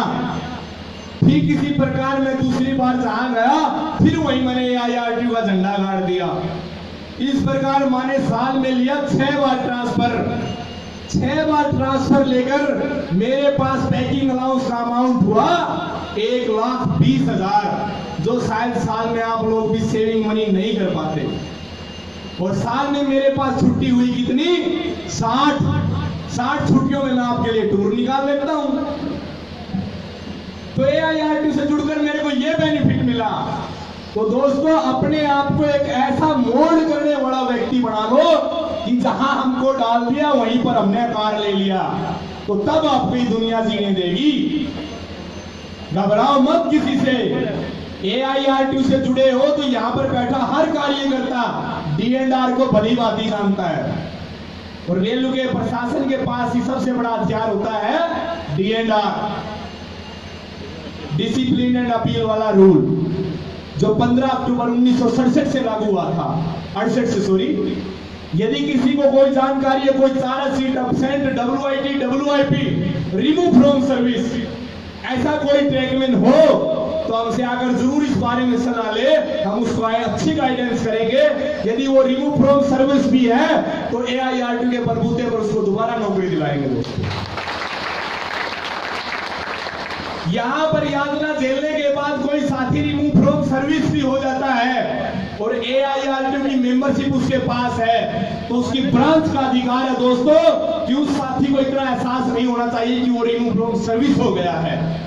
यानी कि हर महीने अपने लेवल पर हर ब्रांच सदर के वो ऑफिस बैरियर और वो सभी ब्रांच लेवल के सभी यूनियन से जुड़े हुए अपने साथी लोग अपने सदर पर चंदा इकट्ठा करें और कम से कम उसको 15,000 रुपए यदि मंथली आप दोगे तो क्या आप उसको लगेगा कि वो रिमूव फ्रॉम सर्विस है या नहीं? तो सहयोग करने का दोस्तों आपके पास तो बहुत बढ़िया जरिया है। आज आप देखते हैं कि देश की अर्थव्यवस्था को यदि रेलवे चला रही है तो यदि केरला राज्य के लिए भी अगर सहयोग राशि मांगी जा रही है तो उसमें सबसे बड़ा योगदान भी रेलवे का है। तो यदि आपका कैडर पैसा जुटा ले तो आपकी 200 रुपए की मेंबरशिप इतनी बड़ी मेंबरशिप है कि अपने सदर पर आप हर गैंग के टूल बॉक्स पर अच्छे पानी पीने की व्यवस्था करवा सकते हैं। दोस्तों, बहुत सारे मेरे सामने केस आए और मैं देखता भी रहता हूं स्नेक बाइटिंग का। किसी ने आवाज नहीं उठाया अभी तक। स्नेक बाइटिंग का समझते हो? सांप के काटने का। गेटमैन रात में ड्यूटी करता है, उसके पास किसी भी गेट पर सुरक्षा हेतु ग्रिल नहीं लगाई जाती, सुरक्षा जाल नहीं लगाया जाता, अच्छी सुविधा लाइट, शौचालय, पानी पीने की व्यवस्था उसको नहीं दी जाती। लेकिन कई बार साथी को नीचे लेटने से, नीचे बैठने से उसको सांप काट लेता है और उसकी मृत्यु हो जाती है। स्नेक बाइटिंग के दौरान रेल प्रशासन द्वारा आईओडी और एचओडी, जिसको आप बोलते हो एचओडी, वो देने का प्रावधान नहीं है स्नेक बाइटिंग में। लेकिन एआईआरटीयू ने ये नई मांग उठाते हुए आप लोगों की एचओडी की मांग, यदि अगर व्यक्ति बचता है तो साथ ही उसको स्पेशल अलग से डेंजर जोन में काम करने का भत्ता और स्पेशल फर्स्ट एड बॉक्स की सुविधा, ये आपके लिए नई व्यवस्था और मांगी। दोस्तों, आप मलमूत्र में काम करते हो, आप देखो जो व्यक्ति हॉस्पिटल अटेंडेंट का काम करता है, एक नर्स केवल ब्लीडिंग वाली कॉटन उठाने के लिए संक्रमण बता लेती है। लेकिन यदि मेरा गैंग में, जिस पर लाखों पैसेंजर इस ट्रैक पर मलमूत्र करते हैं, वहां पर मेरा ट्रैकमैन अपने हाथ से उसको साफ करके पैकिंग करता है दोस्तों। और उसके लिए all India railway track maintainer union ने अलग से संक्रमण भत्ते की मांग की है, और वो भी मूल वेतन का 30%। तो आप बताइए कि आपको मैं मानता हूं कि तनख्वाह आपकी 50,000 हो जाए तो क्या गैंगमैन की नौकरी को छोड़कर कोई दूसरे विभाग में जाएगा? तो हम ट्रैकमैन को इतना सक्षम बनाना चाहते हैं कि दूसरे विभाग का कर्मी उसको देखे और उससे जलन महसूस करे। आज सभी विभागों ने सोच लिया कि ट्रैकमैन का साथ देने में फायदा है, अगर इनके साथ होगे तो अपना भी फायदा ले लोगे, यदि इनसे दूर भागे तो अपने पास भी कुछ नहीं। तो आने वाले 2019 के चुनाव में आप लोगों की तरफ से अपना ट्रैकमैन भाई खुद इलेक्शन लड़ेगा, और मैं आपसे वादा करता हूं यदि आपने उसको जिताया तो आपका पीवे मैनुअल के साथ साथ 50,000 रुपए तनख्वाह भी आपकी हो जाएगी। दोस्तों, बहुत सारा मैं मानता हूं, इतनी मैं आपको बातें बता सकता हूं जिसका ट्रैकमैन के लिए अनगिनत है। लोग बोल रहे हैं कि 8 बजे किसी साथियों की ट्रेन और जाना है उनको, यही बात है क्या? तो एक बात, मुख्य बात और बताता हूं, ईस्टर्न जोन की तरफ से 51,000 रुपए बबलू कुमार के लिए सहायता राशि इकट्ठे किया गया था। वो सहायता राशि मेरे पास आ चुकी है, और मैं मानता हूं कि आपके जरिए हम बबलू कुमार के घर उस राशि को पहुंचा देंगे। तो ईस्टर्न जोन का मैं धन्यवाद करता हूं, और आप सभी साथियों का धन्यवाद करता हूं कि ड्यूटी करने के बाद भी आप लोगों ने समय दिया।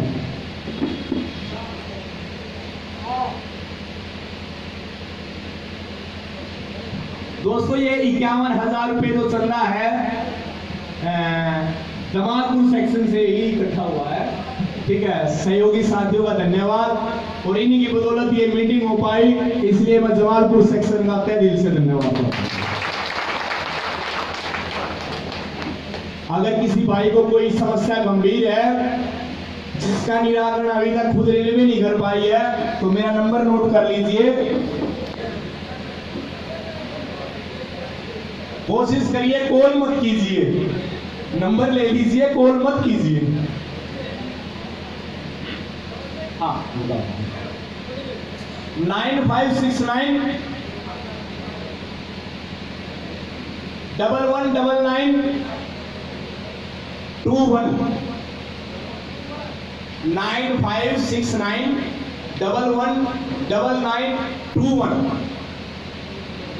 दोस्तों, उससे पहले आप व्हाट्सएप पे, अरे यार अभी से पहले कॉल करनी शुरू कर दिया आपने तो। दोस्तों, बहुत सारे साथियों को समस्या अपनी एआईआरटीयू को लेकर कि वो रजिस्टर्ड नहीं है, रेकॉग्नाइज नहीं है। रजिस्टर्ड और रेकॉग्नाइज में आपको शायद अंतर मालूम नहीं होगा। आज रिस्क अलाउंस का यदि लेटर निकलता है तो उसमें कॉपी टू एआईआरएफ और एनएफआईआर, मेंस यूनियन, मजदूर यूनियन, इस प्रकार से कॉपी टू डाला जाता है, राइट।